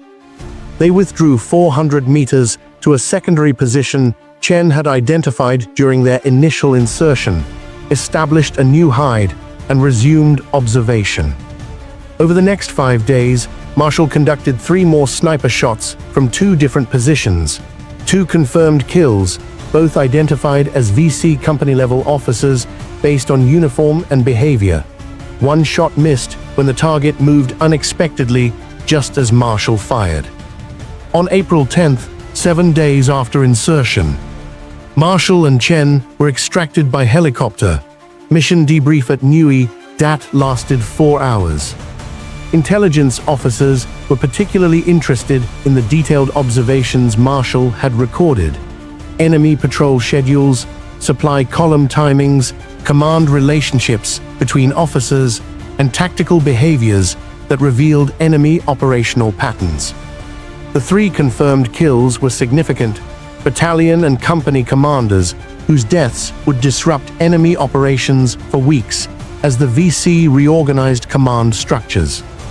But the intelligence gathered during 170 hours of observation was arguably more valuable than the kills themselves. Major John Murphy, the squadron commander, reviewed Marshall's patrol report and made a decision that would define Marshall's next 2 years. "You're our sniper specialist now. Every operation. You train other soldiers in these tactics, and you conduct extended reconnaissance sniper missions until we've perfected this capability." If you're finding this story as compelling as we did researching it, please hit that like button. It helps us share more stories about the soldiers who fought with discipline and patience, not just firepower. Subscribe if you haven't already. Back to Marshall. Over the next 18 months, from April 1968 to October 1969, Sergeant Barry Marshall conducted 23 extended reconnaissance sniper missions throughout Phuoc Thai province. Each mission followed similar patterns: helicopter insertion into remote areas, 7 to 10 days of continuous observation, precision elimination of high-value targets, and intelligence gathering that informed subsequent conventional operations. The cumulative statistics were remarkable. Marshall achieved 23 confirmed kills, all identified as VC or NVA officers, NCOs, or specialized personnel like radio operators and weapons specialists. He fired 31 shots total, achieving a 74% hit rate at ranges between 280 and 450 meters. But raw numbers didn't capture the tactical and psychological impact of Marshall's operations. Each kill represented disruption to enemy command and control. Each operation gathered intelligence that enabled Australian conventional forces to conduct successful raids and ambushes. Each mission created psychological pressure that forced the enemy to change behavior, degrade operational effectiveness, and fear their own territory. The VC and NVA began referring to Marshall, though they didn't know his name, as the Phantom Shooter. Intelligence reports captured later documented enemy concerns about sniper operations and explicit instructions to avoid predictable movements and exposed positions. Marshall's success rested on tactics he'd pioneered through trial, error, and an almost obsessive commitment to understanding the environment. First, position selection. Marshall learned that effective jungle sniper positions required finding natural firing lanes through vegetation rather than creating artificial openings. He identified that certain terrain features, slight ridges, areas where trails curved, natural clearings, created predictable channeling points where enemies were forced into exposed positions. Second, patience. Marshall's average time in a single position before taking a shot was 38 hours. Some positions he occupied for over 60 hours without firing. This patience allowed him to observe enemy patterns, identify high-value targets, and wait for the perfect shot rather than taking expedient shots that might compromise position. Third, single-shot discipline. Marshall never took multiple shots from the same position. Even when additional targets presented themselves, he maintained the discipline to fire once, observe enemy response, and either relocate or maintain concealment depending on tactical situation. Fourth, camouflage and concealment. Marshall developed techniques for creating natural hides that didn't disturb vegetation patterns visible to enemy observers. He learned to position himself in shadows, use existing foliage for concealment, and avoid creating unnatural outlines or shapes that would draw attention. Fifth, escape routes. Every position Marshall selected included pre-planned escape routes, allowing rapid withdrawal if the position was compromised. He rehearsed these routes mentally during the hours of waiting, visualizing movement paths and timing requirements. These tactics became doctrine. Marshall trained other SAS soldiers in sniper operations, passing on techniques that would be used throughout the remainder of the war and would influence Australian special operations training for decades. By September 1969, Marshall was approaching the end of his third tour. He'd been in country for 18 months continuously, longer than standard rotation schedules, because his specialized skills were considered too valuable to rotate out.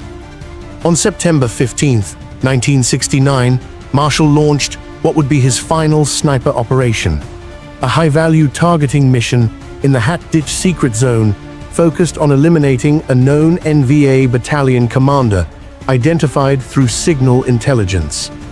Marshall and Chen inserted via helicopter on September 15th and moved to an observation position overlooking a suspected NVA command bunker complex. Intelligence suggested the target officer conducted daily inspections of the area at approximately 600 to 700 hours. Marshall established position on September 16th and began observation. The first day produced no target sighting. The officer didn't appear, possibly due to changes in schedule or operations elsewhere. Marshall remained in position overnight, conducting continuous observation while Chen maintained security and radio watch. At 6:14 hours on September 17th, 41 hours after establishing position, the target appeared. NVA Lieutenant, age approximately 34, battalion commander, standing outside the command bunker reviewing maps with two staff officers. Marshall had been waiting for this moment for 41 hours. He'd observed dozens of enemy soldiers during that time, but waited patiently for the specific high-value target identified in his mission brief. Range 387 meters, wind negligible, conditions optimal. Marshall fired at 6:14 hours, confirmed kill. The NVA commander dropped, killed instantly by a round that struck center mass. Marshall and Chen remained in position for another 6 hours, observing enemy response and gathering intelligence on how the VC reacted to the loss of a senior commander.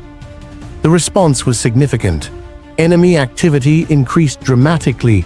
Additional patrols, security operations, defensive posture around the command bunker, all indicating that the loss of this particular officer had created operational disruption. Marshall and Chen extracted on September 18th after 72 hours of continuous operations. Marshall's mission debrief noted, target eliminated, intelligence gathered on enemy command structure and response patterns. Recommend continued sniper operations in this area to exploit enemy disorganization. It was Marshall's 23rd confirmed kill and his final combat operation. His tour ended in October 1969, and he rotated back to Australia after 18 months of continuous deployment. The impact of Marshall's operations exceeded the tactical results. His 23 confirmed kills disrupted enemy command and control throughout Phuoc Thi province. His intelligence gathering contributed to dozens of successful conventional operations. His pioneering of jungle sniper tactics created doctrine that influenced special operations training worldwide. But perhaps most significantly, Marshall's operations demonstrated that even in terrain considered unsuitable for long-range precision shooting, a trained sniper with the right mindset could achieve strategic effects that conventional forces never could. The psychological impact was profound. Enemy forces operating in Phuoc Thi province lived with constant awareness that a sniper might be watching, that predictable movements were fatal, that officers were particularly vulnerable. This created behavioral changes that degraded operational effectiveness. Officers avoided exposed positions, command personnel moved less frequently, communications became more difficult as officers avoided predictable patterns. Marshall's success also influenced how the SAS integrated sniper capabilities into patrol operations. By 1970, virtually every SAS patrol included soldiers trained in Marshall's techniques, carrying modified sniper rifles and conducting observation shooting missions as part of broader reconnaissance operations. Marshall returned to Australia in October 1969 and remained in the SAS, training new soldiers in sniper tactics until his retirement in 1973. He rarely spoke publicly about his operations. When interviewed years later by military historians, his responses were characteristically understated. "I did a job that needed doing. The jungle made it difficult, but not impossible. Patience was more important than anything else." His rifle, the Lee Enfield No. 4 MKIT, he'd used for those 23 confirmed kills, was donated to the Australian War Memorial, where it remains in the collection, though rarely displayed publicly. The soldiers who operated with Marshall described him with consistent themes: patient beyond belief, absolutely disciplined, completely focused when required but relaxed during downtime, and possessing an almost supernatural ability to remain motionless for extended periods. One fellow SAS soldier described Marshall this way: "Barry could disappear into terrain better than anyone I ever saw. You'd be sitting 5 meters from him during training exercises, and you'd lose track of where he was."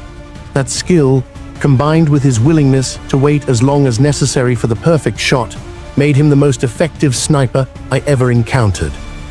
The VC never identified Marshall specifically. They knew Australian snipers were operating, captured documents referenced phantom shooters, but they never identified individual soldiers or developed effective countermeasures. Some of that was Marshall's discipline.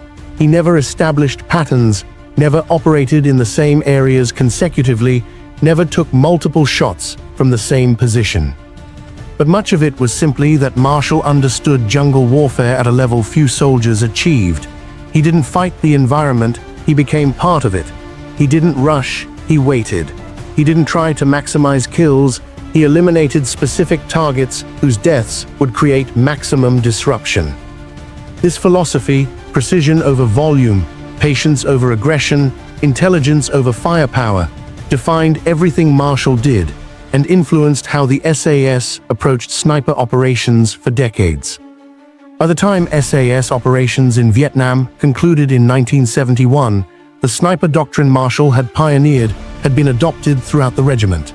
Every SAS soldier received basic sniper training. Every patrol included personnel capable of conducting precision shooting at extended ranges. Every operation included consideration of how sniper capabilities could enhance mission effectiveness. The cumulative impact was significant. Between 1968 and 1971, SAS sniper operations, pioneered by Marshall and expanded by soldiers he trained, accounted for approximately 120 confirmed enemy kills, virtually all of them high-value targets whose elimination created disproportionate operational effects. More importantly, sniper operations created a psychological environment where enemy forces feared their own territory, changed behavior to avoid predictable patterns, and suffered degraded command and control effectiveness. This wasn't warfare of attrition, killing large numbers of enemy soldiers to achieve strategic objectives. This was precision warfare, eliminating specific individuals whose deaths would cascade through enemy organizations and create effects that exceeded the tactical impact of their loss. Marshall's legacy extended beyond Vietnam. The tactics he pioneered, patient observation, position selection in difficult terrain, single-shot discipline, integration with reconnaissance operations, became standard doctrine in Australian special operations and influenced training in allied nations, including the United States, United Kingdom, and New Zealand. Military theorists studying Vietnam War operations identified SAS sniper tactics as one of the most innovative developments of the conflict, proof that small unit operations conducted with exceptional skill could achieve strategic effects in environments where conventional forces struggled. Marshall died in 2003 at age 63 from natural causes, having lived a quiet civilian life after military service. His funeral was attended by over 200 former SAS soldiers, many of whom he'd trained, all of whom recognized his contributions to Australian special operations. The eulogy, delivered by a former squadron commander, included this assessment: Barry Marshall was the most patient soldier I ever knew. He understood that warfare isn't about who can shoot fastest or who has the most firepower. It's about who can wait longest, observe most carefully, and act with perfect precision at the decisive moment. He embodied everything the SAS believes about discipline, skill, and commitment to excellence. Sergeant Barry Marshall's 23 confirmed kills in 18 months of sniper operations represented more than individual tactical successes. They represented a fundamental innovation in how special operations forces could achieve strategic effects in difficult terrain through patience, precision, and an almost obsessive commitment to excellence. His operations proved that even in jungle terrain, where conventional military wisdom said long-range sniping was impossible, a soldier with the right skills, the right mindset, and the willingness to wait as long as necessary could achieve results that seemed impossible by any rational calculation. The VC called him the Phantom Shooter. His fellow soldiers called him the most disciplined sniper they'd ever encountered. But Barry Marshall called himself something simpler, a soldier who understood that patience kills more enemies than bullets ever will. If this story about discipline, patience, and the art of precision warfare moved you, hit that like button right now. Every single like tells YouTube to share stories like this with more people who understand that real heroism isn't always about dramatic action. Sometimes it's about lying motionless for 41 hours in enemy territory, waiting for the perfect moment to take one perfect shot. Subscribe to this channel and turn on notifications. We're rescuing forgotten stories from military archives every day. Stories about soldiers like Barry Marshall who achieved extraordinary things through discipline and skill rather than luck or firepower. On the morning of May 18, 1971, Corporal Paul Mahoney, 26 years old, final tour in Vietnam. A bricklayer's son from Perth who joined the army to escape a life of manual labor. Lay flat on his stomach in a hand-dug ambush positioned 280 meters inside Viet Cong-controlled territory in the long high hills of Phuoc Thai province, watching 23 enemy soldiers walk directly toward the most sophisticated kill zone he'd ever created. His finger rested on 2 Claymore mine detonators simultaneously. The mines, 4 of them, positioned with mathematical precision to create overlapping blast patterns, contained 2,800 steel ball bearings total, enough to shred everything living within 60 meters. The 23 Viet Cong fighters moving toward those mines had no idea they were 40 seconds from death. They were carrying supplies, rice bags, ammunition crates, medical equipment, moving with the exhausted confidence of men who'd been walking all night and believed they were almost home. They weren't walking in tactical formation, they were walking like civilians carrying groceries, tired, relaxed, talking quietly among themselves. Mahoney could hear their conversations through the pre-dawn darkness. He didn't speak Vietnamese, but he recognized the tone, the kind of casual banter that happens between soldiers who have worked together long enough to become friends. In 40 seconds, those conversations would end, those friendships would end, those lives would end. And Mahoney would be responsible for all of it. The 4 men with him, his entire patrol, spread across a 30-meter arc in positions so perfectly concealed that even thermal imaging wouldn't detect them, were invisible in the darkness.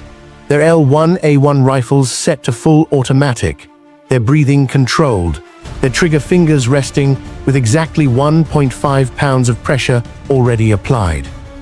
They'd been in this exact position for 51 hours without moving more than 8 inches. No food beyond emergency rations, minimal water, insects crawling across their faces, leg muscles cramped into knots so tight that standing would be agony, backs screaming from remaining motionless on uneven ground. But they didn't move, because movement meant detection, and detection meant death. Mahoney watched through the dim light as the lead VC fighter, a young man, maybe 20 years old, carrying an AK-47 and a rice bag, stepped into the kill zone. Then the second fighter, then the third. Mahoney's training screamed at him, wait for all 23, wait until they're completely committed, wait until escape is impossible. His conscience screamed something different. These are human beings. These are someone's sons and brothers and friends. You're about to kill 23 people in approximately 15 seconds. But conscience doesn't survive in combat, training does. The 10th fighter entered the kill zone, then the 15th, then the 20th. The final 3 VC fighters, trailing behind the main column, carrying what looked like ammunition crates, stepped into the kill zone at 3:44 hours. All 23 enemy soldiers were now inside the blast radius of 4 Claymore mines and the concentrated automatic weapons fire of 5 Australian SAS soldiers. What those 23 Viet Cong fighters didn't know, what their commanders didn't know, what their intelligence officers had no way of predicting, was that Corporal Paul Mahoney had conducted 18 successful ambush operations in the previous 11 months without suffering a single Australian casualty. He'd pioneered ambush tactics that military theorists would study for the next 50 years. He'd achieved enemy casualty ratios exceeding 50-1, killing 50 enemy soldiers for every Australian wounded, in operations so precise they seemed impossible. He'd created kill zones so mathematically perfect that enemy forces literally had zero chance of survival once they entered his ambush positions. And in 15 seconds, he was about to demonstrate why the Viet Cong had started calling SAS ambush patrols the invisible executioners. Mahoney's thumb moved to the first detonator. His breathing slowed to almost nothing. His heart rate dropped from 64 beats per minute to 58. The crosshairs of his consciousness narrowed to a single point, the moment when 23 living human beings would become 23 casualties in a war that had already claimed over 58,000 American lives, 521 Australian lives, and over 1.1 million Vietnamese lives. One more ambush, 15 more seconds of violence, 23 more deaths added to the incomprehensible mathematics of war. Mahoney squeezed both detonators simultaneously. The jungle exploded into fire, steel, and screaming. This is the story of the most effective ambush patrol commander in Australian SAS history, a soldier who transformed jungle warfare by proving that perfect planning, perfect patience, and perfect execution could achieve casualty ratios that defied every conventional military standard. A soldier who conducted 18 major ambush operations, killed over 50 enemy fighters, wounded dozens more, and never lost a single man under his command. A soldier who pioneered tactics that would define special operations, ambush doctrine for generations. But this is also the story of what that kind of effectiveness costs. The psychological weight of killing dozens of human beings with surgical precision, the moral complexity of conducting warfare so perfectly that the enemy never has a chance, and the question that haunted Mahoney for the rest of his life: when does tactical excellence become something else entirely? 11 months earlier, in June 1970, Corporal Paul Mahoney arrived in Vietnam for his first and only tour with 3 Squadron, Special Air Service Regiment. 25 years old, 6 feet 1 inch tall, 178 pounds, a lean, muscular build developed through years of construction work before joining the military. He'd completed SAS selection in 1969, passing one of the most brutal military selection courses in the world, with scores that placed him in the top 15% of candidates. He'd excelled in every phase of training: navigation, patrolling, weapons handling, tactical planning, and most importantly, the psychological resilience required to operate for days in hostile territory with minimal support. But Mahoney had one particular skill that separated him from other exceptional soldiers. He understood geometry. Not the abstract mathematics taught in high school classrooms, but the practical, three-dimensional geometry of death, how angles of fire intersect, how blast patterns from explosives overlap, how terrain channels enemy movement into predictable kill zones, and how 5 men positioned correctly can deliver more effective firepower than 50 men positioned poorly. This understanding would transform him from an excellent soldier into the most effective ambush patrol commander in Australian military history. Mahoney's first operation launched on June 24, 1970, from Nui Dat Base. The mission was standard SAS reconnaissance ambush: insert via helicopter into the Hat Ditch secret zone, conduct reconnaissance on enemy supply routes, and if high-value targets presented themselves, conduct an ambush. Duration: 7 days. Patrol size: 5 men including Mahoney as patrol commander.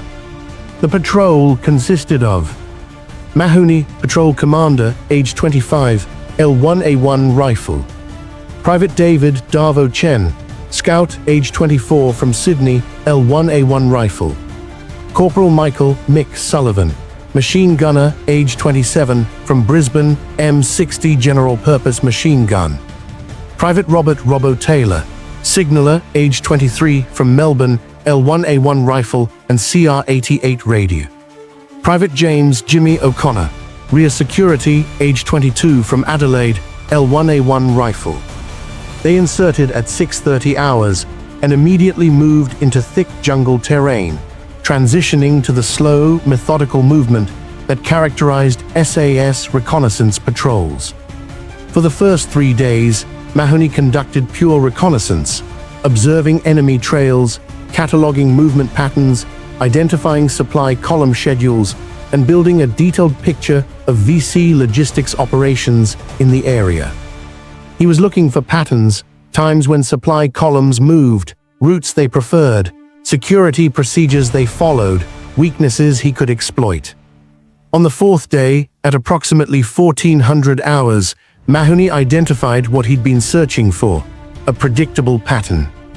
VC supply columns moved along a specific trail every 3 days between 200 and 400 hours, the darkest hours of night when they believed they were safest from detection. The trail ran through a natural choke point where terrain channeled movement into a corridor approximately 25 meters wide, with thick vegetation on both sides. Perfect ambush terrain. Mahoney spent the next 12 hours conducting detailed reconnaissance of that specific location, identifying exact positions for his 5-man patrol, calculating blast patterns from claymore mines, determining fields of fire for rifles and machine gun, and planning escape routes. This wasn't just tactical planning. This was engineering death with the precision of an architect designing a building. On the evening of June 27th, Mahoney positioned his patrol in the ambush site. Chen and Taylor took positions on the left side of the trail, approximately 35 meters from the kill zone. Sullivan positioned his M60 machine gun on the right side, 40 meters back, with clear fields of fire along the entire trail. O'Connor took rear security position, watching for enemy reinforcements that might approach from behind. Mahoney positioned himself center, 30 meters from the trail, where he could observe the entire kill zone and control the ambush detonation. They placed 4 claymore mines, 2 on each side of the trail, positioned to create overlapping blast patterns that would cover the entire 25-meter corridor with lethal steel fragments. Then they waited. Waiting in ambush position is different from waiting in reconnaissance position. In reconnaissance, you're gathering information. There's purpose in the waiting, an intellectual exercise that engages your mind. In ambush, you're waiting to kill. There's no intellectual engagement, just the slow psychological weight of knowing that at some point, you're going to detonate explosives that will shred human bodies, and then you're going to fire your rifle into wounded, screaming human beings until they stop moving. It's the kind of waiting that tests more than physical endurance. It tests your humanity. Mahoney and his patrol waited for 22 hours in that position before the target appeared. At 3:18 hours on June 28th, Chen signaled, enemy approaching from the northeast. Mahoney heard them before he saw them, footsteps, multiple individuals, moving with the distinctive rhythm of humans carrying heavy loads. Then he saw them, a VC supply column, 14 fighters carrying rice bags and ammunition crates, moving in single file along the trail. Not tactical formation, just tired men walking through terrain they believed was safe. Mahoney watched as the lead fighter entered the kill zone, then the second, then the fifth, then the 10th. At 3:21 hours, the final VC fighter stepped into the kill zone. All 14 enemy soldiers were now positioned exactly where Mahoney had calculated they would be, inside the overlapping blast patterns of 4 claymore mines. Mahoney squeezed the detonators. 4 claymore mines detonated simultaneously. 2 800 steel ball bearings launched at 4,000 feet per second into a 25-meter corridor occupied by 14 human beings. The effect was catastrophic. 11 of the 14 VC fighters were killed instantly or mortally wounded. The remaining 3 were wounded, disoriented, attempting to flee. Then Sullivan's M60 opened fire, sustained bursts that swept the kill zone with tracer rounds visible even in the pre-dawn darkness. Chen, Taylor, and Mahoney fired their L1A1 rifles on full automatic, 30-round magazines, emptying in controlled 3-round bursts into designated fire sectors. The ambush lasted 18 seconds from initial detonation to ceasefire order. 14 enemy soldiers engaged, 13 confirmed killed, 1 wounded and escaped. Australian casualties, 0. Ammunition expended, 4 claymore mines, approximately 180 rounds of 7.62 rifle ammunition, approximately 200 rounds of M60 machine gun ammunition. Mahoney immediately ordered withdrawal.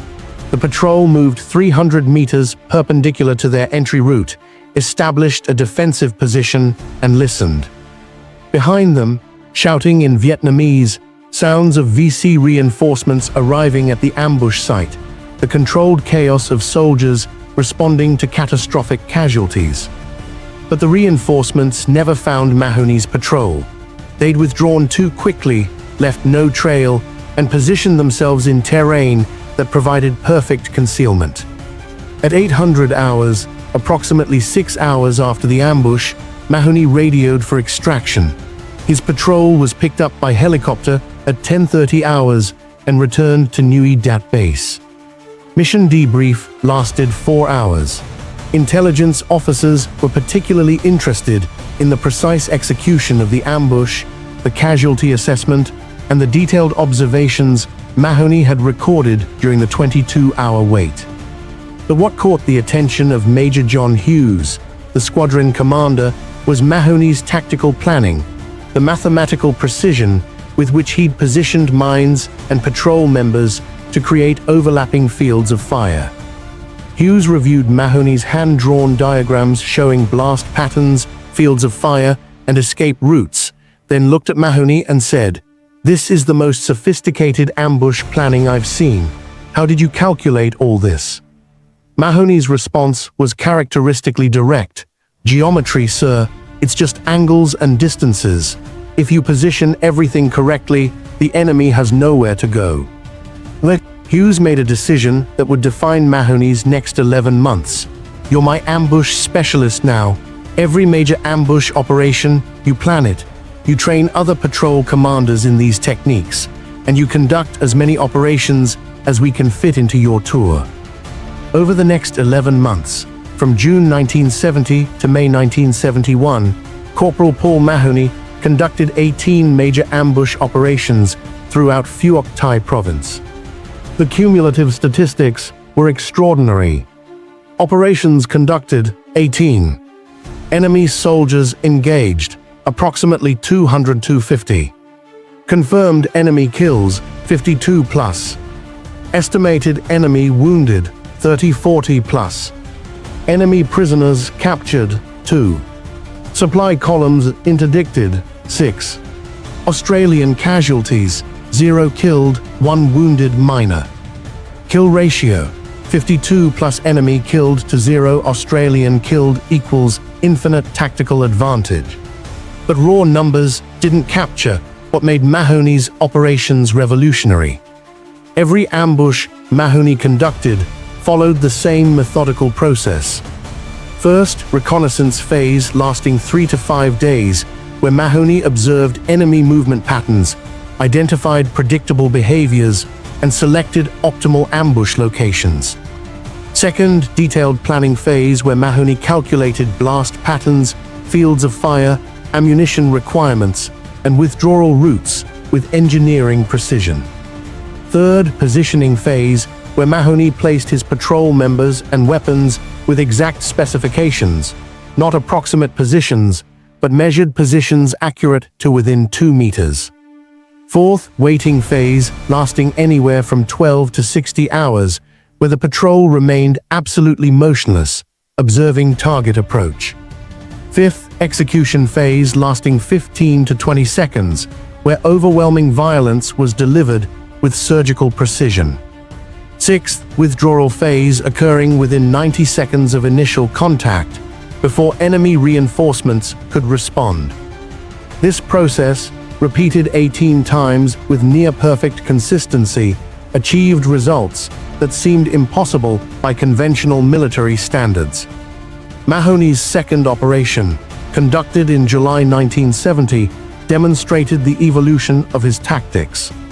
Target, VC patrol element, believed to include company commander and staff. Reconnaissance, 5 days of continuous observation, identifying patrol schedules and routes. Ambush location, natural choke point where trail crossed a small stream, forcing enemy soldiers to move slowly while navigating water obstacles. Innovation, Mahoney positioned his patrol in 2 separate ambush positions 200 meters apart. The concept was revolutionary. If the enemy avoided the first ambush position, they'd walk directly into the second. If they engaged the first position, they'd be forced to withdraw directly into the second. No matter what tactical decisions the enemy made, they'd encounter an ambush. On July 14, 1970, the target patrol, 9 VC fighters, including what appeared to be 2 officers based on uniform and behavior, approached the first ambush position. But something alerted them. Perhaps they saw disturbed vegetation, perhaps they heard a sound, perhaps their scout had exceptional instincts.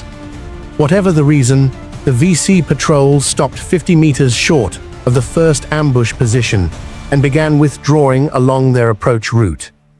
In conventional ambush doctrine, this would be considered a failed operation. The enemy detected the ambush and escaped. But Mahoney had anticipated this. His second ambush position was positioned along the likely withdrawal route.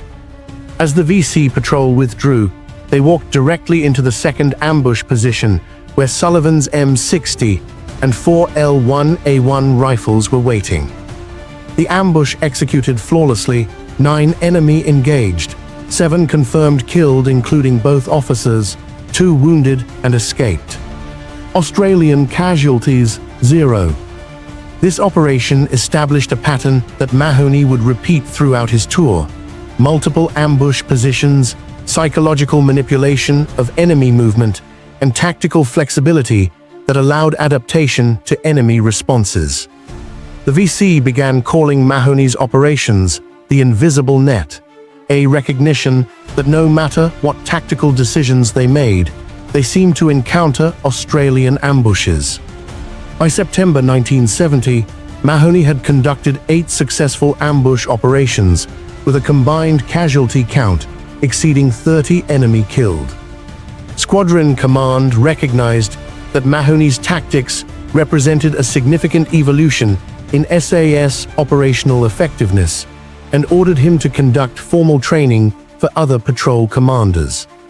Mahoney spent 2 weeks in September teaching ambush planning to 16 SAS patrol commanders, covering reconnaissance techniques for identifying enemy patterns, mathematical calculation of blast patterns and fields of fire, multi-position ambush tactics, psychological manipulation of enemy movement, withdrawal procedures and escape route planning, casualty assessment and intelligence gathering.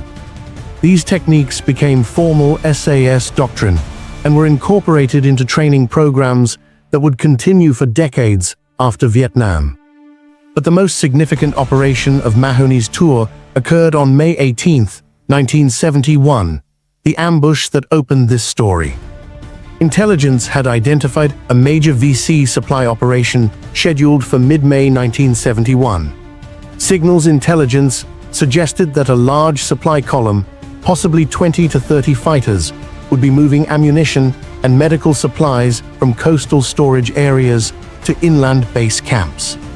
This was a high-value target. Interdicting this supply column would disrupt VC operations for weeks and achieve strategic effects beyond the tactical casualties. Mahoney's patrol inserted on May 15th and conducted 3 days of intensive reconnaissance, identifying the exact trail the supply column would use and the approximate timing of movement. On May 17th, Mahoney positioned his 5-man patrol in what would become his most sophisticated ambush position. 4 Claymore mines positioned to create overlapping blast patterns covering a 40-meter section of trail. 5 rifles positioned in an arc, providing 270-degree coverage of the kill zone. Sullivan's M60 positioned with clear fields of fire along the entire trail length. Escape routes pre-planned and rehearsed mentally during the positioning phase. Secondary defensive position identified in case enemy reinforcements pursued. Then they waited for 51 hours, longer than any previous operation, as Mahoney refused to compromise the ambush by engaging anything less than the confirmed high-value target. At 3:42 hours on May 18th, the target appeared, 23 VC fighters carrying supplies, moving with the exhausted confidence of men who believed they were almost safe. Mahoney watched them enter the kill zone, all 23 soldiers, every one of them now inside the most sophisticated ambush position he'd ever created. At 3:44 hours, Mahoney detonated 4 Claymore mines simultaneously. The ambush that followed was the most devastating of Mahoney's career. 23 enemy soldiers engaged, 19 confirmed killed in the initial blast and subsequent rifle fire, 3 wounded and escaped, 1 captured alive, wounded but conscious, later evacuated for medical treatment and intelligence interrogation. Australian casualties, 0. Duration of engagement, 15 seconds from detonation to ceasefire. The captured VC fighter, after receiving medical treatment, provided intelligence that led to the location of 3 major supply caches and 2 base camps. Intelligence worth far more than the tactical casualties from the ambush. But what Mahoney remembered most about that operation wasn't the tactical success or the intelligence value. What he remembered was watching 23 human beings walk toward death, knowing exactly what was about to happen, and feeling nothing but the cold mathematical certainty that his ambush would be perfectly executed. That emotional detachment, the ability to watch human beings die with clinical precision, was what bothered Mahoney for the rest of his life. In an interview conducted 30 years after Vietnam, Mahoney described the psychological weight of ambush operations. You're not fighting an enemy army, you're executing individual human beings who never see you coming, never have a chance to defend themselves, never even know they're in danger until the moment they die. That's not combat, that's something else. I was good at it, maybe too good, and I'm not sure that's something to be proud of. Mahoney's tour ended in June 1971. He'd conducted 18 major ambush operations, achieved over 52 confirmed enemy kills with 0 Australian deaths, and pioneered tactics that would influence special operations doctrine for generations. He was recommended for decoration for gallantry, though the specific award details remain partially classified, and was offered promotion to sergeant and additional tour. He declined both. 1 tour was enough. Mahoney returned to Australia in July 1971 and remained in the SAS until 1974, serving primarily in training roles where he taught ambush tactics to new soldiers. He left the military in 1974, returned to civilian life in Perth, and worked in construction management until retirement. He rarely spoke publicly about his Vietnam service. When contacted by military historians researching SAS operations, his responses were brief, factual, and emotionally distant. But in 2003, during a reunion of Vietnam veterans, Mahoney gave a speech that provided rare insight into his psychological perspective on ambush operations. People ask me if I'm proud of what I did in Vietnam. I don't know how to answer that. I was good at killing people, exceptionally good. I killed over 50 human beings with such precision that it looked easy. But being good at killing doesn't make you a hero. It makes you dangerous. I did my job. I protected my mates. I came home alive. But I'm not proud of being the perfect executioner. I'm just relieved I survived with enough humanity left to recognize what I'd become. The soldiers who served with Mahoney described him with consistent themes. Brilliant tactical mind, absolutely disciplined under pressure, protective of his patrol members to the point of obsession, and emotionally distant in ways that suggested deep psychological complexity. One patrol member, Private Robert Taylor, described Mahoney this way: "Paul was the best patrol commander I ever served under. He kept us alive through operations that should have gotten us killed, but he carried a weight that none of us fully understood. He felt responsible not just for our lives, but for all the deaths he caused. That's a burden most soldiers don't carry." Mahoney's legacy within the SAS was profound. His tactical innovations became standard doctrine. His emphasis on reconnaissance and planning influenced how patrol operations were conducted. His mathematical approach to ambush positioning was taught to every patrol commander for decades. But his legacy also included questions about the psychological cost of perfect tactical execution. SAS training programs after Vietnam included psychological support components specifically designed to address the emotional impact of conducting warfare with the kind of precision Mahoney had demonstrated. The recognition that being exceptionally good at killing could be psychologically devastating, even when tactically justified, became part of how the Australian military approached special operations training and post-deployment support. Mahoney died in 2019 at age 74 from natural causes. His funeral was attended by over 150 veterans, including every surviving member of his Vietnam-era patrols. The eulogy included this assessment: Paul Mahoney was the most effective ambush patrol commander in Australian military history. He achieved results that seemed impossible, but he also understood that effectiveness in warfare comes with costs that can't be measured in casualty statistics. He taught us that being good at war doesn't mean you have to celebrate it, and he showed us that the most dangerous warriors are often the ones most troubled by what they're capable of achieving. Corporal Paul Mahoney's 18 ambush operations, 52 plus confirmed kills, and 0 friendly deaths represented tactical excellence at a level rarely achieved in military history. His innovations in multi-position ambushes, psychological manipulation of enemy movement, and mathematical precision in positioning became doctrine that influenced special operations forces worldwide. But his greatest legacy might be the questions he raised about what perfect tactical execution costs the soldiers who achieve it. Because Paul Mahoney proved that you could kill with surgical precision, achieve impossible casualty ratios, and revolutionize tactical doctrine, and still wonder whether being the perfect executioner is something any human being should aspire to become. If this story about tactical excellence, psychological complexity, and the cost of being too good at warfare moved you, hit that like button right now. Every like tells YouTube to share stories like this, stories about soldiers who achieved extraordinary things while carrying extraordinary burdens. Subscribe and turn on notifications. We are rescuing forgotten stories from military archives every single day. Real soldiers, real complexity, real questions about what warfare does to the people who fight it. Drop a comment and tell us where you're watching from. Tell us if you served or if someone in your family served. Tell us what you think about the psychological cost of tactical excellence. Thank you for watching, and thank you for making sure Corporal Paul Mahoney and the soldiers who served with him aren't forgotten. These men achieved extraordinary things, and they paid extraordinary costs that deserve to be remembered. Real soldiers, real complexity, real humanity, that's what we honor here.